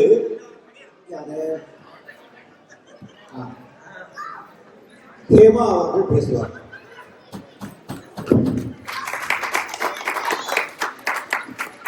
தென்காசி உறவினர்களே, நடுவர் ஐயா அவர்களே, எல்லாருக்கும் வணக்கம். ஃபர்ஸ்ட் நான் என்ன சொல்ல வரேன்னா, மொபைலே சுமை தான். ரம்யால ஸ்டார்ட் பண்ணி சுபாஷ் வரைக்கும் எல்லாமே சுமைய பத்தி தான் சொன்னாங்க. ஆனா சுகம்னு சொல்லிட்டு இருக்காங்க. ரம்யா சொன்னாங்க, பேடிஎம் யூஸ் பண்றது சுகமா இருக்கான், கிஃப்ட் வாங்கறதுக்கு ஈஸியா இருக்கான். அதோட ரிட்டர்ன் கிஃப்ட் என்ன தெரியுமா? Data test. டேட்டாவை எல்லாத்தையும் எடுத்துடுறாங்க. ஒரு வாலெட்டை தூக்கிட்டு கடைக்கு போனா ஒன்னு வாங்கறதுக்குள்ள அவன் படுற பாடு இருக்கே, அப்பப்பா. ஒன்னு வாங்கிட்டு அங்க சர்வர் ரிப்பேர் ஆயிடுச்சுன்னு வச்சுக்கோங்க, ப்ராசஸிங்னே வந்துட்டு இருக்கும். அந்த கடைக்காரன் உங்களை கேவலமா பார்ப்பான். நீங்க என்ன நினைப்பீங்க? ஐயோ நம்ம காசு வச்சிருந்தோம் வேலை செய்யணும். அவன் நினைப்பான், காசு இல்லாம வந்துட்டானே, என்னத்த வாங்க போறான், இதுக்கு இவ்வளவு சீனா வந்தாவன். நம்ம அது சும்மா இருப்பானா, போனோடனே 1000 கேள்வி கேட்பான் ஒரு பொருளை வாங்கறதுக்கு. அதுல இந்த ப்ராசஸிங் பிரச்சனை வேற. எல்லாமே சுமையாதான் இருக்கு. ப்ளூடிக் வருது, கிராசரி, வாட்ஸ்அப் எடுத்துக்கலாம். வாட்ஸ்அப்பால என்ன பிரயோஜனம் இருக்கு? கிராசரி லிஸ்ட வாட்ஸ்அப்ல அனுப்புறாங்களாம். எங்க வீட்டுக்காரு கிராசரி லிஸ்ட பார்த்துட்டு ப்ளூடிக் வரும், திருப்பி போன் பண்ணுவாரு. ப்ளூடிக்கா? ஐயோ பார்த்துட்டாரு போல அப்படின்னு நான் அப்பதான் இன்னொரு கிராசரி லிஸ்ட்ல பாதி சாமான் இருக்காது. எனக்காக ஸ்ட்ரெஸ், தேவையில்லாத ஒரு ஸ்ட்ரெஸ். இதுக்கு கையில ஒரு பேப்பர்ல லிஸ்ட் எழுதிட்டு போனா எதுக்கு இந்த ஸ்ட்ரெஸ்? ரிவ்யூஸ், டிக்டாக்ல வீடியோ போடுறாங்க, செல்ஃபி எடுக்கிறாங்க, எல்லாமே கரெக்ட் தான். எல்லாத்தையும் எடுத்து எங்க போடுறாங்க? வாட்ஸ்அப்ல ஸ்டேட்டஸா போடுறாங்க. அவ போட்ட ஸ்டேட்டஸா பார்த்து இன்னொருத்தி ஸ்டேட்டஸ் போடுவான், அவ போடுறத பார்த்து இன்னொருத்தன் போடுவான். கடைசியில இங்க போல அங்க போலன்னு குடும்பத்துல பயங்கர சொன்னான். அவ போன இடத்துக்கு என்ன கூட்டிட்டு போ, இங்க போன இடத்துக்கு நான் போகணும், இப்படியெல்லாம் சொல்லி ஸ்டேட்டஸ பார்த்து தேவையில்லாத ஒரு மனக்குழப்பம் வந்து. ஹாப்பினஸ்ன்றது மனுஷங்களுக்கு எதிர்ல இருந்து பார்த்து பேசுறதுலதான் இருக்குன்னு நான் நம்புறேன். ஆனா தொலை தூரத்துல இருக்கிறவங்கள நம்ம வாட்ஸ்அப் கால்ல பார்த்து பேசலாம்னு நினைக்கிறோம். மக்களே நல்லா தெரிஞ்சுக்கோங்க, தொலை தூரத்துல இருக்கிறது வெறும் அலைவரிசை தான், உண்மையான அன்பு கிடையாது. நம்ம பாக்குறோம் வீடியோ கால்ல ஒவ்வொருத்தரையும், ஆனா கட்டி தழுவி அவங்கள ஒரு குழந்தைய கூட, இங்க பிறக்கிற குழந்தைய கட்டி தழுவி அதுல இருக்கிற சுகம் இருக்குல்ல தாத்தா பாட்டிக்கு, அது கண்டிப்பா வாட்ஸ்அப் கொடுக்காது. சுபாஷ் சொன்னாங்க அவங்க பசங்க ஆன்லைன் எஜுகேஷன்ல குவாலிட்டியா கத்துக்கிறாங்களாம். அதால வர பிரச்சனை என்ன தெரியுமா? கண்ணு தெரியாது, கண்ணு ஒழுங்கா தெரியாது, பசங்க அதுலயே மூழ்கி கிடக்கும். நாளைக்கு இவர் பேசினாலே அந்த பசங்க கேட்காது. அந்த சைடு டீச்சர் கத்திக்கிட்டு இருப்பாங்க, இந்த சைடு இவங்க அப்பா அம்மாவோட கத்திக்கிட்டு இருப்பாங்க. யார் இதுல குவாலிட்டியான எஜுகேஷன் கத்துக்கிறாங்க எனக்கு தெரியல. வாட்ஸ்அப் குரூப் ஃப்ரெண்ட்ஸ் எல்லாம் நம்ம பார்க்கறதுக்கு யூஸ் பண்றோம், கரெக்ட் தான். ஆனா ஒரு குரூப் இருக்கு, அந்த குரூப்ல ஒரு ஃப்ரெண்ட்ஸை பாக்குறோம் அப்படின்னா அந்த குரூப்ல அவங்க ரிப்ளை பண்ணலன்னு வச்சுக்கோங்களேன், அவங்க வேற ஏதோ வேலையில இருக்கலாம். ஆனா அந்த டைம்ல இவங்க என்ன நினைப்பாங்க, இல்ல இவங்க நம்மள அவாய்ட் பண்றாங்க போலன்னு சொல்லிட்டு தேவையில்லாத இன்னொரு பக்கம் ஒரு சுமையை கிரியேட் பண்ணுது. ஒரு பையன், இது ஒரு உண்மையான ஸ்டோரி, ஒரு பையன் வந்து அப்பா கிட்ட கேட்டான், அப்பா நீ ஒரு நாளைக்கு எவ்வளவு சம்பாதிக்கிற அப்படின்ட்டு. அவங்க அப்பா சொன்னாரு. உடனே அந்த பையன் அவனோட பிக்கி பேங்க் எடுத்துட்டு வந்து, டாடி உனக்கு நான் இவ்வளவு காசு தரேன், நீ இன்னைக்கு ஒரு நாள் என் கூட ஃபுல்லா விளையாடு, உன் போனை தூக்கி ஓரமா வைன்னு சொன்னான். இதுல இருந்து நம்ம கத்துக்க வேண்டியது என்னன்னா, இது வந்து எவ்வளவு ஒரு கஷ்டத்துல கொண்டு போய் சேர்க்குது பாத்தீங்களா? உங்க குழந்தைங்க கிட்ட இருந்து நீங்க தூரமா போயிருந்தீங்க, போனு ரீல்ஸ் இதெல்லாம் பார்த்து எப்ப பார்த்தாலும் ஒரு மணி நேரம் நினைச்சு உட்காடுறீங்க, ஒரு நாள் ஃபுல்லா அதுலயே உட்காடுறீங்க, அதுலயே பாதி நேரம் போயிடுது. பக்கத்துல இருக்க அம்மாக்கு வாட்ஸ்அப் ஃபேமிலி குரூப்ல மெசேஜ் பண்றாங்க, தோசை நல்லா இருக்கு, அவங்க அப்பா சாட்டிஸ்ஃபைலி போடுறாரு, இன்னைக்குதான் தோசையா அப்படின்னு. நெக்ஸ்ட் டிஜிட்டல் பேமெண்ட் வாலெட்டை பத்தி சொன்னாங்க. கூகுள் பேல காசு வந்துருக்கான், வந்த வேகத்திலேயே திருப்பி போயிடுது. நம்ம கையில இருக்க காசை பார்த்து செலவு பண்ண காலம் எல்லாம் போய் வந்த நாளையே சேலரியில செல்லியில அவன் இவன் எடுத்துக்கிறான். இதுக்கு நடுவுல நம்ம ஆளுங்க சுமையான ஒரு ஆப் இருக்கு, அதுல அழகான பொண்ணு மூஞ்ச வச்சுப்பானுங்க, வச்சுட்டு 100 ரூபாய் இன்வெஸ்ட் பண்ணா போதும், 2 நாள்ல உங்களுக்கு அது 5000 ரூபாய் ரிட்டர்ன் வரும், ஜஸ்ட் இந்த வீடியோவை மட்டும் லைக் பண்ணுங்க. அதை நம்பி போய் லைக்க போட்டு உங்களோட டேட்டாவை எல்லாத்தையும் தூக்கிடுவோம். நோட்ஸ், அதுல பாஸ்வேர்ட்ல இருந்து யூசர் நேம்ல இருந்து எல்லாத்தையும் நம்ம சேவ் பண்ணி வைக்கிறோம். ஒரு நாள் உங்க போனு காணாம போச்சுன்னா மொத்தமா போச்சு, உங்க லைஃப சேவ் பண்ண யாருமே கிடையாது. ஸ்கிரீன் ஷேரிங்னு சொல்றாங்க, அதெல்லாம் ரொம்ப ஈஸி தான். ஆனா ஸ்கிரீன் ஷேரிங் பண்ணும் போது சில பேருக்கு பிரைட்னஸே ஏற்ற தெரியாது. ஸ்கிரீன் ஷேர் பண்ணு அப்படின்னு சொன்னோடனே போன் எடுத்து கொடுத்துடுறது, அவன் உங்க போனையே ஹேக் பண்ணிடுவான். ப்ரொஃபைல் பிக்சரை போடுறது வந்தாக்கு ப்ரொஃபைல் பிக்சரை பார்த்து அதை ஹேக் பண்ணி அதே பேர்ல இன்னொரு அக்கௌண்ட் கிரியேட் பண்ணி உங்களோட அக்கௌண்ட்டை மிஸ்யூஸ் பண்றதுக்கும் வாய்ப்பா வச்சிருக்காங்க. There is an app for everything. இந்த ஆப் எப்பயோ சொன்னாங்க, உண்மைதான் அது. There is an app for everything. காலையில எழுந்து கிளாக் எடுக்கிறதுல இருந்து நைட்டு தூங்குற வரைக்கும் ஆப்பால தான் நம்ம வாழ்றோம். காலையில எழுந்திருப்போம், அலாரம் செட் பண்ணுவோம், எழுந்தோடனே உங்க கேலரிஸ் கவுண்ட் பண்ண ஆரம்பிச்சிடும் உங்க ஆப். அதை பார்த்து நீங்களும் கவுண்ட் பண்ணி ஹார்ட் அட்டாக் வந்து சீக்கிரமா போயிட வேண்டியதான். ஃபிளாஷ் லைட் ஆப்புக்கு எதுக்கு அலோன்னு கொடுக்குறாங்க? எதுக்கு உங்க மைக்ரோஃபோன்ல இருந்து எல்லாத்தையும் ஒட்டு கேக்குறாங்க? பிரைவசி எங்க போச்சு? நீ ஆடியோன்னு சொன்னா கூட அவ உடனே கேட்டுப்பா, நீ வீடியோன்னு சொன்னா அதையும் உங்க மொபைல் ஒட்டு கேக்குது. ஒட்டு கேட்டு பேசுறதுக்கு ஒரு சுதந்திரம் இருக்காங்க இந்த உலகத்துல? கிடையவே கிடையாது. போனை நம்ம சார்ஜ் போடுறோம், ஆனா அது நம்ம எனர்ஜியை டிஸ்சார்ஜ் பண்ணிடுது. அலைபேசி அருகில் இருக்கிறவங்களை கிட்ட சேர்ப்போம், ஆனா கூட இருக்கிறவங்களையே தொலைவில் நிக்க வச்சிரும். அது ஜஸ்ட் அலைவரிசை மட்டும்தான். ஆகவே நடுவர் ஐயா அவர்களே, இந்த மொபைலால எல்லாமே சுமையாதான் இருக்கு. அதனால எங்க கட்சியை பார்த்து, எங்க அண்ணிய பார்த்து உங்களோட முடிவை சொல்லுங்க. நன்றி.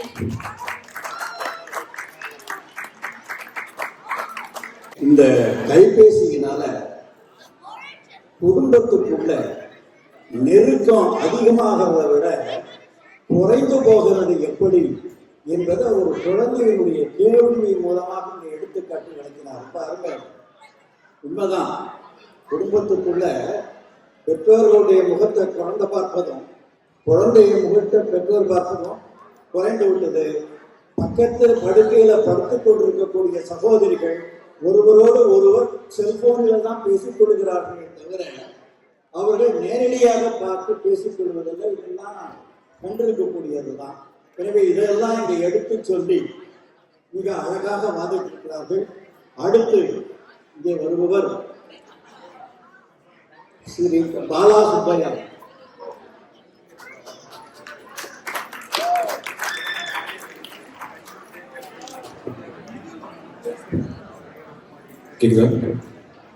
மதிப்பிற்குரிய நடுவர் திரு கொய்மாமணி இலந்தை எஸ் ராமசாமி அவர்களே, மேடையிலும் மேடைக்கு முன்னே அமர்ந்திருந்த, இப்போதெல்லாம் அங்கிருக்கிறாங்க, அமர்ந்திருந்த எனது தென்ஜெர்சி தமிழ் மக்களே, உங்கள் அனைவருக்கும் எனது வணக்கத்தை தெரிவித்துக் கொள்கிறேன். ஐயா, நான் நேர டாபிக் வந்துடுறேன்.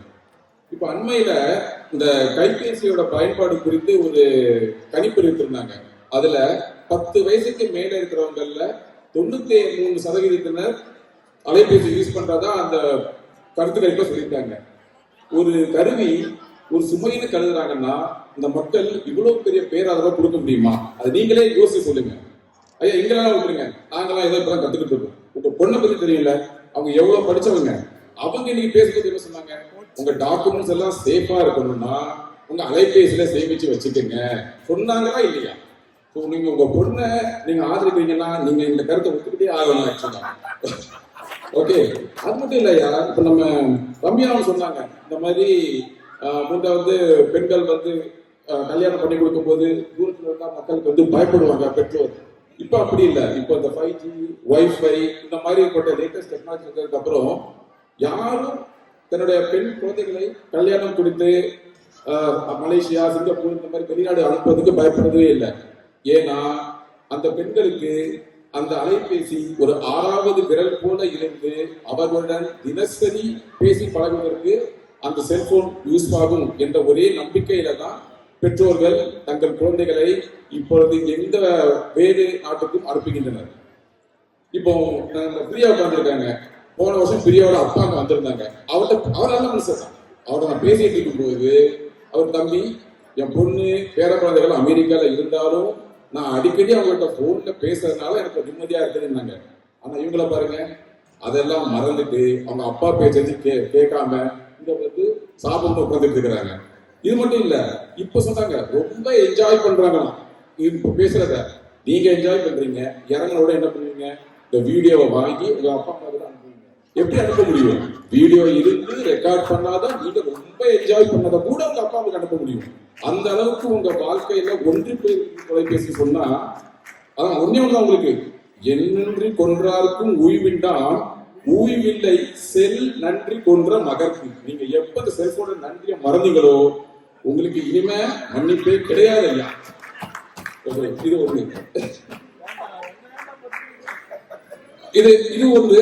அப்புறம் நம்ம சுபாஷ் ரொம்ப அருமையா சொன்னாரு, எப்படி நம்ம செல்போன் கொரோனா காலத்துல ஆக்சுவலா ஒரு முக்கியமான விஷயம். இந்த கொரோனா காலம் இப்ப செல்போன் என்ன யோசிச்சு பாருங்க. இப்போ கொரோனான்னு ஒரு வியாதி வந்திருக்குது. அது பக்கத்துல உட்கார்ந்து பேசினாதான் பரவும். இந்த விஷயம்லாம் நமக்கு செல்போன் இருந்ததுனால முன்னெச்சரிக்கையா நம்மளால செயல்பட்டு அதனோட பரவியதை கட்டுப்படுத்த முடியுது. இதுவே அந்த டைம்ல செல்போன் இல்லைன்னா இதை பத்தி பேசியே பக்கத்துல இருக்கவங்கெல்லாம் சேர்ந்து அதனோட பரப்பை இன்னும் நம்ம அதிகப்படுத்தியிருப்போம். இதுக்குதான் ஒரு சின்ன திருவள்ளுவர் சொன்னது, காலத்தினால் செய்த நன்றி சிறிதெனினும் ஞானத்தின் மான பெரிது. அதாவது இந்த இப்ப வந்து நமக்கு இந்த ஆன்லைன் ஆர்டரு, இந்த கூகுள் கிளாஸ் ரூம்ஸ் இதெல்லாம் ரொம்ப சிம்பிளா இருக்கலாம். ஆனா மனித இனம் ஒரு 2 வருடத்தை கடத்துவதற்கு மிக முக்கியமான ஒரு கருவியாக இருந்தது என்றால் அது செல்போன் தான்.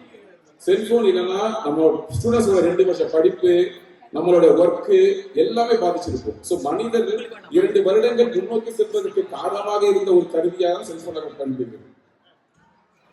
அப்புறம் இப்போ அது மட்டும் இல்லாத இல்லையா, ஒரு பேராபத்து பேரிடர் எதுனாலும் ஈவன் இப்போ ஒரு வெள்ளம் இல்ல புயல் வந்துச்சுன்னா தன்னாளர்கள் அவங்க வாட்ஸ்அப் குழுக்கள் மூலமா சேர்ந்துதான் அவங்க அதுக்கான முயற்சிகளை ஏற்படுத்தி மக்களை காப்பாத்துறாங்க. ஒரு 2 வயது நாமக்கல் மாவட்டத்தை சேர்ந்த குழந்தை மித்ரா, அது நீங்க கேள்விப்பட்டிருப்பீங்க. ஒரு அரிய வகை நோயினால அதை சரிப்படுத்துவதற்கு 16 கோடி ரூபாய் தேவைப்பட்டது. ஒரு நடுத்தர பெற்றோரால அதை செயல்படுத்த முடியல. அவங்க வந்து இந்த வாட்ஸ்அப் குரூப்ல இந்த மாதிரி ஆன்லைன் நிதி திரட்டு மூலமா 16 கோடியை சேமிச்சு அந்த குழந்தையை காப்பாத்தினாங்க. ஒரு குழந்தையின் உயிரை காப்பாற்றுவதை விட எந்த ஒரு கருவி மேன்மையாக செய்யப்படுது. இதற்காகவே நம்ம செல்போனை சப்போர்ட் பண்ண வேண்டியிருக்கோம். அது மட்டும் இல்ல, இப்போ நம்ம இந்த கைபேசி சுமை என்று சொல்றவர்கள் எப்படிப்பட்டவங்கன்னா அதை வந்து அவங்க ஒரு பாரமா கருதுறாங்க. ஆனா அதோட பேராற்றலை புரிந்தவர்களுக்கு தான் தெரியும். அது அலாவுதீன் கையில் இருக்கும் ஒரு அற்புத விளக்கை போன்றது. இப்போ அது மட்டும் நடக்கலையா, இப்போ இந்த நிகழ்ச்சி இருக்குல்ல, நம்ம கடல்ல வந்து இருக்கிறோம். இப்ப இந்த நிகழ்ச்சி வந்து ஒரு 5:30 முடியுதுன்னா நாங்க எத்தனை மணிக்கு இந்த இடத்துக்கு போவோம்னு நினைக்கிறீங்க? நாங்க வெளியில போய் ஒரு 2 மணி நேரம் இந்த லேடிஸ் குரூப்பா அங்கங்கே நின்று ரீல்ஸ் எடுக்கிறோம், அதை பேசுறோம், இதை பேசுறோம், சரி மினிமம் 2 மணி நேரம் ஆக்குவாங்க. இப்போ நம்ம நாடு விட்டு நாடு வந்து வாழ்ந்துட்டு இருக்கோம். நம்மளுக்கு இங்க உறவினர் எல்லாருமே நம்ம நண்பர்கள் தான். இந்த மாதிரி சின்ன சின்ன மீட்டிங்கள், அவங்க ரீல்ஸ் எடுக்கிறது, இந்த மாதிரி விஷயங்கள் நம்ம நட்பை மேம்படுத்துகிறது. அதனால இந்த மாதிரி விஷயங்களுக்காகவே நம்ம வந்து செல்போனை கண்டிப்பா நம்ம சப்போர்ட் பண்ணி ஆகணும். இன்னொன்று, முன்னெல்லாம் அகத்தின் அழகு முகத்தில் தெரியும் என்பார்கள். ஆனா இப்ப அப்படின்னா அகமாவது புறமாவது, இப்போ எல்லா அழகும் ஃபில்டர்லயே தெரியும். எனக்கு தெரிஞ்ச ஒருத்தங்க இருக்காங்க, அவங்க சாதாரண போட்டோவை கூட ஃபில்டர்ல தான் எடுப்பாங்க. நான் யாரும் சொல்ல மாட்டேன், நான் யாரும் சொல்லவே மாட்டேன். நீங்க கண்டினியூ நான் சொல்லுங்க. இப்போ நான் எதிர்ப்பு சொன்னதுக்கு மட்டும் சில கருத்துக்களை சொல்லிக்கிறேன். நம்ம ஹேமா சொன்னாங்க, இந்த மாதிரி நாம பேசுறதெல்லாம் போன் ஒட்டு கேட்டுருது அப்படின்னு. அது எப்படி தெரியுமா ஐயாக்கு, இந்த கூழுக்கும் ஆசை மீசைக்கும் ஆசை அப்படின்னு கேள்விப்பட்டிருக்கீங்கல்ல. அதாவது இவங்க எப்படி, இவங்க வந்து சிரி கூகுள் சொல்றாங்க சொல்லுங்க ஐயா அப்படின்னு வந்து நிக்கணுமா, அதே சமயம் இவங்க சொல்றதை ஒட்டி கேட்டுருக்கான். ஏங்க நீங்க சொல்றத கேட்டாதானங்க அது சொன்னா ஐயா வந்து நிக்க முடியும் முன்னால. அதனால உங்களுக்கு இந்த மாதிரிலாம் வேணாம்னா நீங்க என்ன பண்ணலாம், செட்டிங்ஸ்ல போய் அந்த மைக்ரோஃபோன் ஆப்ஷன்ஸை டிசேபிள் பண்ணிட்டீங்கன்னா நீங்க பேசுறதை யாரும் ஒட்டி கேட்க மாட்டாங்க. அப்புறம் பெரிய என்ன சொன்னாங்க, ஆக்சுவலா நாங்க 2 சுமக்கிறத பத்தி ஏங்க, சுமைங்கிறது அது நீங்க அது ஒரு நிமிஷம் சுமைங்கிறது உங்க மனதில் இருக்கிறது தான். இப்போ நீங்க இடையில கூட உங்களுக்கு நடக்கணும்னு சொல்லிட்டு பிரமோத் உங்களை கீழே அப்பார்ட்மெண்ட் மேல வரைக்கும் தூக்கிட்டு போனாரு. அவர் வந்து உங்களை வந்து ஒரு சுகமா நினைச்சதுனால சுகமா தூக்கிட்டு போனாரு, உங்களை சும்மா நினைச்சுதான் கீழே தூக்கிட்டு இருப்பாரு. அதனால எல்லாமே நம்ம மனிதர்கள் உள்ளத்தை இருக்கிறது தான். கடைசியா ஒரே ஒரு வார்த்தையா, டிஜிட்டல் அம்னிஷன் இருக்குது. அது இது எதுக்கு சொல்றேன்னா, இவங்க வந்து குழந்தை, அதாவது மனிதர்களோட நாலேஜை வந்து கம்மி பண்ணதுன்னு ஒரு பாயிண்ட் சொன்னாங்க. டிஜிட்டல் அம்னீஷியா அப்படின்னு இருக்குது. அது முடிவு என்னன்னா, இந்த செல்போன் வந்து நமது ஒர்க்கிங் மெமரியை ரிட்ரீவ் பண்ணி நம்மளுடைய கிரியேட்டிவ் திங்கிங், அனாலிட்டிக்கல் எபிலிட்டிஸ் எல்லாத்தையுமே இம்ப்ரூவ் பண்ணுது. ஸோ ஆக்சுவலா டிஜிட்டல் அம்னீஷியாவோட கான்செப்ட் படி செல்போன் அனாவசியமான ஞாபகங்களை நம்ம மனதில் மூளையில் வைக்காமல் தேவையான விஷயத்துக்கு மட்டும் பயன்படுத்தி அதனை மேம்படுத்துகிறதை தவிர அதை குறைப்பது அல்ல. கடைசியாக, பாட்டு எழுதி பேர் பெறுவது சில பேர், பாட்டில் விலை கண்டு பேசுறவர்கள் சில பேர், அதுல இந்த 3 பேர். ஓகே, ஐயா நமது மகாகவி பாரதியார் ஒரு தீர்க்கதரிசி. ஓகே, அவரோட தொலைநோக்கு பார்வையான நீங்க சொன்னதுதான், காசி நகர் புலவர் பேசும் உரைகளை காஞ்சியில் கேட்பதற்கு ஒரு கருவி செய்வோம். அந்த ஒரு தீர்க்க தரிசனமான ஒரு சொல்லுக்கான பதில் தான் இந்த அலைபேசி. நவீன மனிதனின் கையில் இருக்கும் இந்த நவீன அமுக சுரபியை நாம் சிறப்பான முறையில் பயன்படுத்தினால் அது நமக்கு நன்மையை பயக்கும் என்று கூறி மின்சார ஷாக் அடிக்கும். அதனால் நாம் விளக்குகளை அணைப்பதில்லை. அதே போல ஒரு கருவியில் உள்ள ஒரு சின்ன தவறான பயனுக்காக அந்த எந்த கருவியவே அது ஒரு சுமை என்று கருவது அறியாமை. இதுக்கு ஒன்றும் சொல்ல முடியாது. காலத்தின் கருவூலமாக, அறிவியலின் வரமாக, மனிதனின் 6ஆம் அறிவாக கைபேசி மிகுகிறது. ஓகே, நீங்களும் அப்டேட் ஆகுங்க என்று கூறி வாய்ப்பு தந்த அனைவருக்கும் நன்றி கூறி விடைபெறுகிறேன். நன்றி, வணக்கம். அவையை மிகவும் கலகலப்பாக ஆக்கிவிட்டார் பாலா அவர்கள். பல பேர்களுடைய வாதங்களை மறுத்து தெளிவாக பதில் எடுத்து சொன்னார். செல்போன் இல்லை என்றால் என்னாகும்?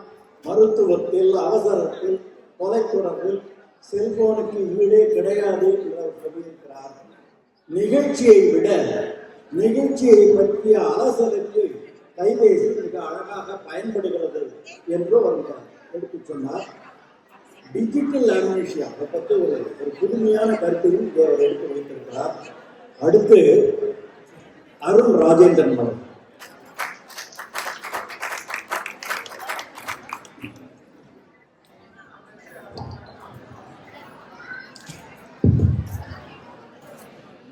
அளவுக்கு மிஞ்சினால் அமிர்தமும் நஞ்சு. அந்த அளவையெல்லாம் மிஞ்சி நஞ்செல்லாம் நஞ்சு மேக்ஸாகவும் ப்ரோ மேக்ஸாகவும் மாறிய காரணத்தால் சுமையே என்ற தலைப்பில் பேச வந்திருக்கிறேன். நடுவர் ஐயாவோட ஆரம்ப உரையை கேட்டீங்கன்னா உங்களுக்கே புரிஞ்சிருக்கும். எங்கள் வேலையை அவர் நிறைய மிச்சம் பண்ணிட்டாருங்க. அந்த அளவுக்கு அவரே நிறைய தெரிஞ்சு வச்சிருக்காரு. செல்போன் ஒரு சுமை தான் என்று. அந்த காலத்தில் செல்போன் வராத காலகட்டத்தில் பார்த்தீங்கன்னா நம்ம சொன்ன நேரத்தில் அந்த இடத்துல இருக்கும். 8 மணினா 8 மணிக்கு இருப்போம். பஸ் ஸ்டாண்டில் நிற்போம். ஆனால் இப்போ 8 மணிக்கு வரேன்னு சொல்லிட்டு அப்போதான் பாத்ரூமில் பல்ல விளக்கிட்டு இருப்போம். ஆனால் அவன் என்ன சொல்லுவான், இப்போ பக்கத்தில் வந்துட்டேன், கிட்ட வந்துட்டேன், வந்துட்டேன். கடைசி 8 மணிக்கு வர வேண்டிய 9 மணிக்கு தான் வருவோம். அந்த நேரம் கடைப்பிடிக்கிறது வந்து ரொம்ப நம்ம மிஸ் பண்ணுறோம். அதுக்கப்புறம் பார்த்தீங்கன்னா நம்ம சுபாஷ் அவர் சொன்னார், இந்த மாதிரி ஃபோனில் பேசலாம், இனிமையாக பேசலாம், கேர்ள் ஃப்ரெண்டோட பேசலாம், மனைவியோட சுகமாக பேசலாம், அதெல்லாம் சுகம் தானே அப்படின்றாரு. ராத்திரி ஃபுல்லாக பேசி காலையில் வந்து வேலை செய்ய மாட்டேங்கிறாங்க ஆஃபீஸில். அது ஒரு மிகப்பெரிய சுமையாக இருக்குது. ஆஃபீஸில் வந்து தூங்கிட்டு இருக்காங்க. அப்புறம் நம்ம அந்த காலத்துலலாம் பார்த்தீங்கன்னா, அந்த காலத்தில் ஒரு 15-20 வருஷத்துக்கு முன்னாடிலாம் நம்மலாம் ஒன்றா உட்காந்து சாப்பிடுவோம். குடும்பத்தோடு ஒன்றா உட்காந்து ஒரு டின்னர் சாப்பிடுவோம். அப்போ ஸ்கூலில் என்ன நடந்தது, ஆஃபீஸில் என்ன நடந்தது, இதெல்லாம் கேட்டு தெரிஞ்சுப்போம். பசங்களோட ஒரு கனெக்ட் பண்ணுற ஒரு டைமாக இருக்குது. ஆனால் இப்போ பார்த்தீங்கன்னா அப்பா ஒரு கையில் செல்ஃபோன் வச்சு தட்டில் உட்காந்துட்டு ஓரமாக சாப்பிட்டு இருப்பாரு. அம்மா ஒரு பக்கம் வச்சுட்டு இருப்பாங்க. குழந்தைங்க 2 டேபை வச்சுட்டு அதுங்க தனியாக உட்காந்து சாப்பிட்டு இருப்பாங்க. இந்த ஃபேமிலி டைம் வந்து ரொம்ப கம்மியாயிடுச்சு. இப்போ அந்த கனெக்டே போயிடுச்சு. எதிரணியில் சொல்றாங்க, உலகமே உங்க கையில இருக்கு அப்படின்னு சொல்றாங்க. ஆனா ஒவ்வொருவரும் ஒவ்வொரு உலகத்துல இருக்காங்க. ஒரே குடும்பத்துல இருந்தாலும் அது ஒரு சுமையா, அது ஒரு மிகப்பெரிய சுமையா நான் பாக்குறேன் நான். அப்புறம் பாத்தீங்கன்னா இந்த சோசியல் மீடியா, இந்த செல்போன் ஒரு சுமையை பத்தி சொல்லணும்னா சோசியல் மீடியாவை எடுக்காம இருக்க முடியல. இந்த வாட்ஸ்அப்ல ப்ளூ டிக்கெட் ஒரு 2013, 14, 15 அந்த டைம்ல இன்ட்ரோடியூஸ் ஆச்சு. அது எவ்வளவு பெரிய சுமைன்னு சொல்றேன் பாருங்க. இப்போ நம்ம அந்த டைம்ல ஒருத்தருக்கு மெசேஜ் அனுப்பிச்சிட்டோம்னு வச்சுக்கோங்களேன், அதை பார்த்துக்கிட்டே இருப்போம். நம்ம ப்ளூடிக் வந்துருச்சு, ஆனாலும் அவன் ரிப்ளை பண்ணல பாரு. அவன் பார்த்து நம்மளை அவாய்ட் பண்றான், நம்மளை இக்னோர் பண்றான். அது பாரு லாஸ்ட் சீன் டைம்லாம் காமிக்குது. 2 நிமிஷத்துக்கு முன்னாடி வரைக்கும் இருந்திருக்கான் லாஸ்ட் சீன்ல, ஆனாலும் எனக்கு ரிப்ளை பண்ணல. இதுவே ஒரு பெரிய மன உளைச்சலுக்கு ஆளாகி, இதுவே நம்ம ஒரு விரக்தியில கொண்டு போய் விட்டுருது, ஒரு டிப்ரெஷன்ல கொண்டு போய் விட்டுருது. அதை பத்தியே யோசிச்சுட்டு இருக்க வேண்டியதா இருக்குது நம்மளா. இப்போ நம்ம பேசுறதெல்லாம் கூட பாத்தீங்கன்னா நம்ம செல்ஃபோன் இங்கே சுற்றி இருக்கிறது நம்மளை ஒதுக்கிட்டு தான் இருக்குது. இது நம்ம சொன்னாங்க, நம்ம அணியினர் சொன்னாங்க. இதில் வந்து என்னன்னா, நம்ம ஒரு குடும்ப உறுப்பினர் கணவன் மனைவியை பற்றி தெரியறதோ இல்லை மனைவி கணவனை பற்றி தெரிஞ்சுக்கிறதோ விட கூகுளுக்கு நம்மளை பற்றி நல்லாவே தெரியும். நமக்கு எது பிடிக்கும் எது பிடிக்காது நம்மளை பற்றி ஒரு ப்ரொஃபைலிங்கே பண்ணி வச்சுருப்பாங்க. ஸோ நம்ம ப்ரைவேசியே போயிடுச்சு அதில். அதுக்கப்புறம் இந்த ஜிபே சகோதரி ரம்யா அவர்கள் சொன்னாங்க, ஜிபேலாம் ஒன்றும் சும்மா ஒரு தட்டுனா பணத்தை அனுப்பிடலாம், பேங்க்கு போய் கியூவில் நிற்க வேண்டிய வேலை இல்லை அப்படின்னாங்க. இப்போல்லாம் ஒரு தட்டின சார் தூக்கிட்டாங்க சார் அப்படின்றாங்க. ஒரே கிளிக்கு தான் மொத்த பணமும் போச்சு பேங்க்ல இருந்து. அந்த மாதிரி செய்திகள்லாம் நிறைய நம்ம பார்க்குறோம், நிறைய நியூஸ் சேனல்ல. ஒரு 200 பல $100 செலவு பண்ணி நம்ம போயிட்டு நிறைய இடத்த போய் சுற்றி பார்க்குறோம். ஒரு இயற்கை நயகரா ஃபால்ஸே போகிறோம். நயகரா ஃபால்ஸ் போயிட்டு 4 மணி நேரமாக ஃபோட்டோ ஷூட் தான் பண்ணிட்டு இருக்காங்க, தவிர நயகரா ஃபால்ஸை யாருமே ரசிக்கிறதே இல்லை. நயகரா ஃபால்ஸ் வெறும் போட்டோ ஷூட்டு ரீல்ஸை மட்டுமே அந்த 4K கேமராவில் 4K இமேஜில் ரெக்கார்ட் பண்ணுறாங்க. 4Kல பார்க்கறத விட நம்ம கண்ணில் பார்க்கறது அதை விட எத்தனை கேன்னு எனக்கு தெரியல. ஆனால் நம்ம கண்ணில் பார்த்து அது ஒரு மன அமைதி நமக்கு கிடைக்கிறத விட அதெல்லாம் 4Kல பார்க்கணும்னு பெருமையாக பேசிக்கிறாங்க. இதெல்லாம் என்னன்னா ஒரு இதெல்லாம் மெமரிஸ் அப்படின்னு வர சொல்றாங்க. எதிர்கால நினைவுகளுக்காக நிகழ்காலத்தை இழந்து விடுகிறோம் நம்ம. ஸோ இது ஒரு பெரிய சுமை இது. ஸோ இதனால இது அதிகப்படியாக நம்ம செல்போன் நம்ம உபயோகிக்கிறதுனால என்ன அதனால விளைவுகள் என்னென்ன இருக்குன்னு பார்த்தீங்கன்னா, முதல்ல இந்த பிசிக்கல் ஹெல்த் பாதிக்கப்படுது. எல்லாருக்கும் தெரியும் பார்த்தீங்கன்னா, அங்கே இந்த 2 ஷோல்டர் வலிக்குது அப்படின்றாங்க. ஷோல்டர்னால கிடையாது, எல்லாம் கழுத்து வலினால. இந்த கழுத்தை நம்ம தொங்க போட்டுக்கிட்டே பார்க்கறதுனால தான் எல்லா வலியும் வருது. அப்புறம் பார்த்தீங்கன்னா இந்த சுண்டு விரல் இருக்கு இல்லையா, இந்த சுண்டு விரல் வளைஞ்சு போயிருக்கும் நிறைய பேருக்கு. ஃபோன் நிறைய பேர் யூஸ் பண்றவங்க அவர் செக் பண்றாரு, சுண்டு விரல் வளைஞ்சிருக்காங்க. இல்ல போனை கையில பிடிச்சிக்கிட்டே இப்படி பார்த்துட்டே இருந்தா இந்த சுண்டு விரல் வளைஞ்சிருக்கும். நான் வந்து இது பயமுறுத்துறதுக்காக சொல்லலை. நம்ம உடல் வந்து அவ்வளோ பலவீனமானதும் கிடையாது, அது ஆரோக்கியமானதுதான். ஆனால் ஒரு நாள் அப்படி பண்ணால் பரவாயில்ல, ஒரு வாரம் பண்ணால் பரவாயில்ல, மாச கணக்காகவும் வருஷ கணக்காகவும் அதே பொசிஷன்ல கையில வச்சுட்டே இருந்தா கண்டிப்பா வளைஞ்சு போகும். இது அதுக்கப்புறம் பார்த்தீங்கன்னா, இந்த செல்போன்ல நம்ம எல்லா இடத்தையும் சுத்தமா வச்சிருப்போம், வீட்டையே சுத்தமா வச்சிருப்போம், காரை சுத்தமா வச்சிருப்போம். ஆனா செல்போன்ல எல்லா இடத்துக்கும் கூட வந்து சேர்ந்து பாத்ரூமும் சேர்த்து கூட வருது. அந்த செல்போன்ல இருக்கிற ஜெர்ம்ஸ் இருக்கு பாத்தீங்களா, அதை மட்டும் நம்ம துடைக்கிறதும் இல்லை, சுத்தம் பண்றதும் இல்லை. அதை முதல்ல சுத்தம் பண்ணுவேன் வீட்டுக்கு போனோன்னு. இது பிசிக்கல் ஹெல்த். இது அதுக்கப்புறம் பார்த்தீங்கன்னா மென்டல் ஹெல்த். அது நம்ம கண்டினியூஸாக ஸ்க்ரோல் பண்ணிட்டே இருக்கிறதுனால பார்த்தீங்கன்னா ஒரு மென்டல் டிப்ரெஷன் ஏற்படுது, நமக்கு மென்டல் ஹெல்த் ஏற்படுது. சின்ன குழந்தைங்க அதை பார்த்து அவங்களுக்கு கோபம் அதிகம் வருது, அடமெண்ட் பிஹேவியர் அதிகமாகுது. இதெல்லாம் ஒரு சுமை தான் இதெல்லாம். அதுக்கப்புறம் பார்த்தீங்கன்னா இந்த புக்கு படிக்கிற ஹேபிட்டே கம்மியாயிடுச்சு.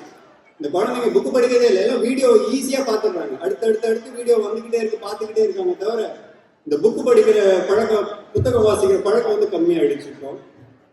அப்புறம் நம்ம வந்து தேவைன்னா உடனே ஃபுட்டு ஆர்டர் பண்ணிக்கிறோம், உடனே ஆப்ல பில் பே பண்ணிக்கிறோம், எல்லாமே வீட்டில் உட்காந்துட்டே பண்ணியிருக்கோம். கடைசியாக நம்மளை உட்காரவே வச்சிருக்கு, அது வீட்லயே முடக்கி வச்சிருந்து. ஒரு சாப்பாடுக்கு வெளியில கூட எழுந்திரிச்சு போய் வாங்க கூட நமக்கு ஒரு தோண மாட்டேங்குது. வீட்டுக்குள்ளேயே நம்ம முடக்கி உட்கார வச்சிருக்கு இந்த செல்போன், நம்மளை சோம்பேறியாக்கி விட்டுருக்கு. அப்புறம் இவங்க சொன்னாங்க இந்த லைவ் லொகேஷன் வந்து ட்ராக் பண்ணலாம் அப்படின்னு சகோதரி அவங்க சொன்னாங்க. அதுதான் நடுவரே பிரச்சனையே.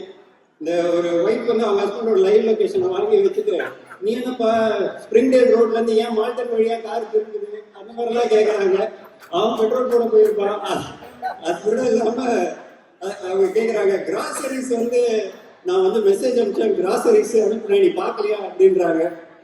அவங்க கிராசரிஸ் அனுப்பும்போது அவங்க கால் பண்றாங்க, நான் கிராசரிஸ் அனுப்பியிருக்கேன் அப்படின்னா அவன் போனை எடுக்கலைன்னா உடனே அது பிரச்சனை. அவங்க கேட்டா வண்டி ஓட்டிக்கிட்டு இருப்பாங்க, வண்டி ஓட்டிட்டு இருக்கும்போது கிராசரிஸ் வாங்கிட்டு போன்னு கால் பண்றாங்க. அவன் அதை கால் எடுக்க போய் அவங்க உடனே வீட்டில் உட்காந்துட்டு இருக்காங்க. ஸோ அப்புறம் அவங்க இன்னொன்னு சொன்னாங்க, இந்த போட்டோஸ் எல்லாம் நாங்கள் ஸ்டோர் பண்ணி வச்சுப்போம், செல்லரிச்சு போன பழைய போட்டோ எல்லாம் ஸ்டோர் பண்ணி வச்சுப்போம். இவங்க ஒரு ஈவெண்ட்டுக்கு வந்துட்டு போனா 4000 போட்டோ எடுக்கிறாங்க. 1 மணி நேரத்துல அவ்வளோ போட்டோ சேவ் பண்ணிக்கிறாங்க. எல்லா போட்டோவும் ஒரே மாதிரி இருக்குது பார்க்கறதுக்கு. அதை கிளீனும் அதை எப்படி கிளீன் பண்ண போறாங்க, அதை எப்படி என்ன பண்ண போறாங்கன்னே தெரியல. அவ்வளோ போட்டோ. அது நமக்கு மட்டும் சுமை இல்லை, போனுக்கே சுமை தான். அது போனே அதுக்கப்புறம் ஸ்லோவாக எடுக்குது, வேலை செய்ய மாட்டேங்குது. அப்புறம் நம்ம சுபாஷ் ரொம்ப உணர்ச்சிகரமா சொன்னார், இது வரலாற்றை மாற்றப்போகுது,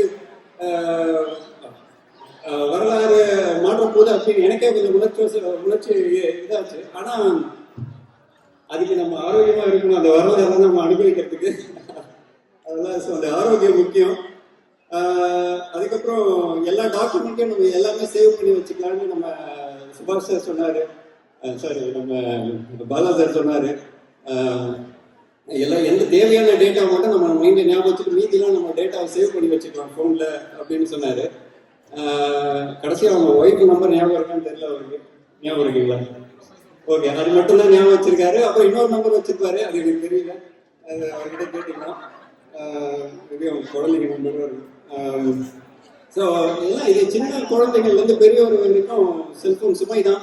ஒரு சாரி மக்களுக்கு மட்டும் இது சுகம் சொல்லலாம். அது யாருமே இந்த பேச்சுலர்ஸ்க்கு இன்னும் கூட தங்களை பேச்சுலர் என்று நினைத்து எதிரணியில் உட்காந்துருக்கவங்களுக்கு என்னுடைய வாழ்த்துக்களை தெரிவிச்சுக்கிறேன்.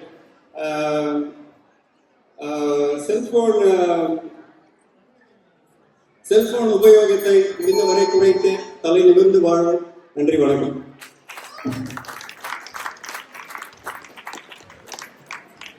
திரு அருண் ராஜேந்திரன் மிக மிக அழகாக சில நிகழ்ச்சிகளை எடுத்து சொன்னார்கள்.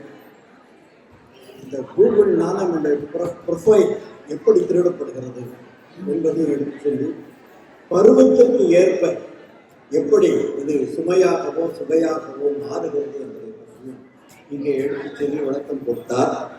இப்போ அடுத்து என்னுடைய தீர்ப்பு வருகிறது. என்னுடைய தீர்ப்பு வருவதற்கு முன்னாலேயே எனக்கு ஒரு குறிப்பு வந்துவிட்டது. இங்க குறிப்பு தான், எனக்கு தீர்ப்பு சொல்லுங்கள் என்ற குறிப்பு இல்லை, கொஞ்சம் குறைச்சிக்கங்க.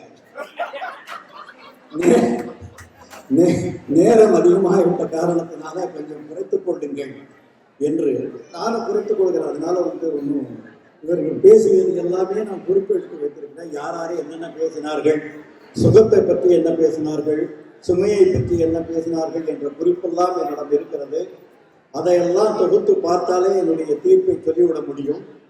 ஒரு தீர்ப்பு சொல்வதற்கு முன்னால 2 பக்கமும் கொஞ்சம் ஒரு 2 நிமிஷத்துக்கு 3 நிமிஷத்துக்கு அலசிட்டு தீர்ப்பை நான் சொல்லிவிடுகிறேன். நண்பர்களே, நான் ஏற்கனவே முதலிலே ஆரம்பத்திலேயே சொன்னபடி இந்த செல்போனில் அதே கைபேசியில் சுகம் இல்லை என்று சொல்ல முடியாது, சுமை இல்லை என்று சொல்ல முடியாது. 2ல் எது அதிகம், அதுவும் இந்த காலத்திற்கு ஏற்றாற் போல எது அதிகம் என்று சொல்ல வேண்டும் என்பதுதான் முக்கியம். இப்போ நான் கூட பார்க்குறேன், இப்போ இந்த செல்பேசி சுமையாக இருக்கிறதோ இல்லையோ, சொல்பேசியை சிலர் சுமையாகவே மாற்றி விடுகிறார்கள் என்பதை நான் பார்த்திருக்கிறேன். அதாவது சொல்பேசிக்கு பின்னால, செல்பேசிக்கு பின்னால ஒரு பவுச்சு, அந்த பவுச்சுக்குள்ள கிரெடிட் கார்டு இன்னும் விட்டா அதுக்குள்ளே இன்னொரு செல்போனையும் நுழைத்து வைத்துக் கொள்வார்கள் போல தெரிகிறது. அதாவது சுமையில்லாத ஒரு செல்பேசி சுமையுள்ள செல்பேசியாக இப்பொழுது மாறிக்கொண்டிருப்பதையும் நாம் பார்க்கிறோம். இப்போ இந்த சுகம் கட்சி சொன்னதை பற்றி தொகுத்து பார்க்கிற போது மிக அருமை. அதாவது இந்த செல்பேசி இருக்கிறதா, அது இந்த கைபேசி அவசரத்திற்கு அது பயன்படுவது போல வேறு எதுவும் பயன்படாது. மேதினியாக யாவையும் ஓர் புண்ணியாக்குவோம் என்று சொன்னதற்கு ஏற்ப உறவினர்களோ அல்லது வேறு எவரோ நமக்கு தேவைப்பட்டவர்களோ எங்கோ இருந்தால் கூட அடுத்த வினாடி அல்லது அடுத்த கணம் அவர்களோடு நாம் தொடர்பு கொண்டு பேசிவிட முடியும். அவர்களோடு வீடியோ மூலம் பேசி அவர்கள் எப்படி இருக்கிறார்கள் என்று அவருடைய சொல் துக்கங்களை நாம் விசாரித்துக் கொள்ள முடியும். அதனால இந்த நெருக்கம் இருக்கிறதே, உறவின் நெருக்கம், அது அதிகமாகிறது இந்த செல்பேசியினால. அது ஒரு சுகம்தான், அது இல்லை என்று நாம் மறுக்க முடியாது. அதே மாதிரி அந்த காலத்துல பண பரிவர்த்தனைக்காக நாம் அலையாக அலைந்து கொண்டிருந்தோம். ஆனா இப்பொழுது இந்த அலைபேசியினுடைய காரணத்தினால அது மிக எளிதாக மாறிவிட்டது. வீட்டிலே இருந்தபடியே பண பரிவர்த்தனை செய்துவிட முடியும். அது ஒரு சுகமான செயல்பாடு தான்.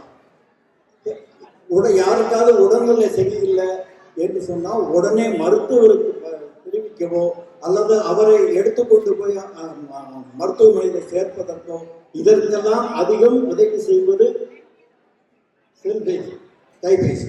எனவே கைபேசி சுகம் கொடுக்கிறது என்று சொல்வதில் உண்மை இல்லாமல் உண்மை இருக்கவே இருக்கிறது. அதே போல இங்க இந்த சுமைக்கு வருவோம். சுமையில இந்த ராஜேந்திரன் இந்த மருத்துவ ரீதியாக அது எப்படி செல்பேசி நம்மை பாதிக்கிறது என்பதை எடுத்து சொன்னார். அது உண்மைதான். அதாவது நான் அதை பற்றி ஆராய்ச்சி பண்ண போது அதில் சொல்லியிருக்கிறார்கள் பாருங்க. செல்பேசியை நாம் ஒழுங்காக பயன்படுத்தவில்லை என்றால், அலைபேசியை ஒழுங்காக பயன்படுத்தாம சும்மா ஒரு ஸ்டைலுக்காக அதை பயன்படுத்துகிற போது அந்த ஸ்டைல் எப்படி அவர்களுடைய உடல்நிலையே பாதித்து விடுகிறது என்று தெரிகிறது. சில பேர் படுத்துக்கொண்டே இப்படி இந்த பக்கம், அதாவது நம்ம காதுக்கும் தோள்பட்டைக்கும் இடையில செல்பேசியை வைத்துக்கொண்டு, அது அந்த காலத்திலேயே டெலிஃபோன் இந்த செல்போன் எல்லாம் வர்றதுக்கு முன்னாலே செய்து கொண்டிருந்தார்கள். அப்பொழுதே அதை எச்சரிக்கை செய்தார்கள், அப்படி பேசக்கூடாது, இந்த காதுக்கு அப்படி மடக்கி வைத்துக்கொண்டு பேசிக்கொண்டே இருக்கும்.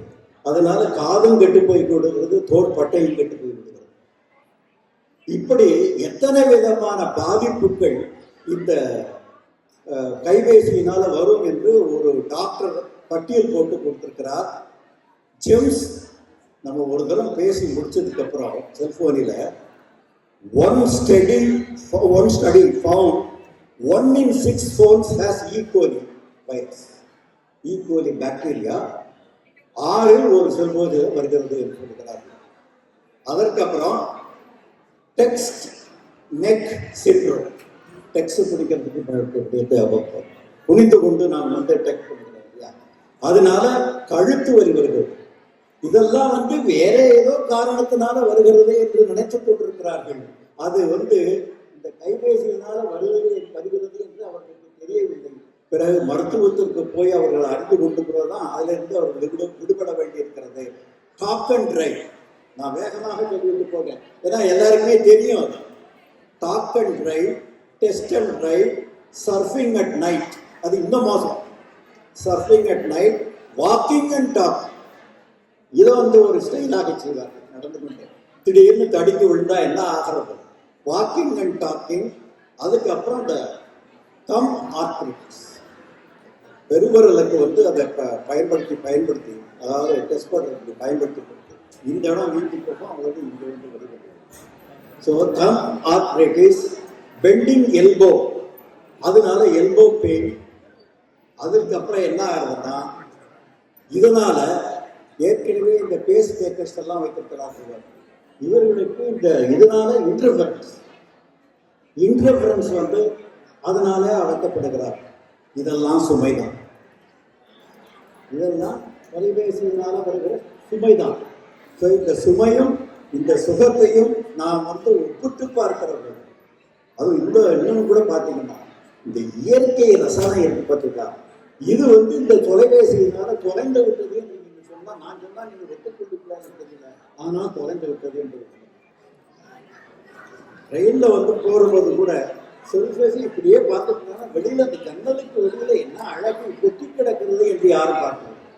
நம்ம வீட்டிலேயே நம்முடைய அறை ஜன்னலுக்கு வெளியிலே என்ன அழகு கொட்டி கிடக்கிறது, அந்த பறவைகள் என்ன அழகாக பறந்து கொண்டிருக்கின்றன. இதெல்லாம் ரசிப்பதற்கு நமக்கு நேரம் இல்லை. இந்த கைபேசியில உட்கார்ந்து கொண்டு நமக்கு டெஸ்ட் பண்ணுவதற்கும் மற்றதற்கு தான் நேரம் இருக்கிறதே தவிர அதை நாம் தவறாக பயன்படுத்தும். எனவே தவறாக பயன்படுத்துகிற காரணத்தினால் அதனாலேயே செல்போன் கைபேசி மோசம். ஒரு கத்தி இருக்கிறது, கத்தியில வைத்துக் கொண்டு காய்கறியை நறுக்கி விடலாம், அது ரொம்ப நல்லது. அந்த கத்தியை வைத்துக் கொண்டு கொலையும் பண்ணலாம். அந்த கத்தியை வைத்துக் கொண்டு கொலை பண்ணுறதுனால கத்தியை வந்து மோசமானது என்று சொல்லிவிட முடியுமா? நிச்சயமாக முடியாது. இந்த பஞ்சபூதங்களை எடுத்துக்கொண்டு, இந்த பஞ்சபூதங்கள் ஆண்டவனால நமக்கு ஒவ்வொருவரும் பஞ்சபூதங்கள் இருக்கின்றன. தீ, இந்த தீ சுடும் என்று நமக்கு தெரியும். சுடும் என்பதற்காக நீங்கள் அதை ஒதுக்கி வைத்தால் என்ன விலை? சமையல் செய்ய சாப்பிட முடியும். தீயை ஆனால் ஒழுங்காக பயன்படுத்தணும் என்றால் தீயினுடைய பயன் அளவிட தெரியும். எனவே தீ மோசம் என்று நாம் வந்து ஒதுக்கி வைத்து விடக்கூடியது. அதே போலத்தான் உணவு, வெள்ளம், காற்று, புயல் காற்று அடிக்கிறது, அதனால் அது வேண்டாம், மாறுதத்தை வரவேற்காம. அதனால எதை பார்த்தாலும் எதனை எடுத்தாலும் நல்லதும் தீதும் இருக்கும். அந்த நல்லது தீது இரண்டையும் நான் எப்படி பயன்படுத்துகிறோம் என்பதுதான் முக்கியம். அதாவது பயன்படுத்துவர்களுடைய தவறுதானே தவிர அது அந்த கருவியுடைய தவறு என்று சொல்ல முடியாது. நான் ஏற்கனவே முதல்ல சொன்ன மாதிரி இந்த குழந்தை கையில செல்போனை கொடுத்தது இல்லையா, எனக்கே ஒரு நிகழ்ச்சி தெரியும். அந்த சின்ன குழந்தை 9/11க்கு தொடர்பு கொண்டு பெற்றோர்கள் மேல புகார் கொடுப்பது அப்படியெல்லாம் கூட அந்த பயன்பாடு கெட்டு போயிருக்கிறது என்பதற்காக கருவியை குற்றம் சொல்வதே பயன் இல்லை.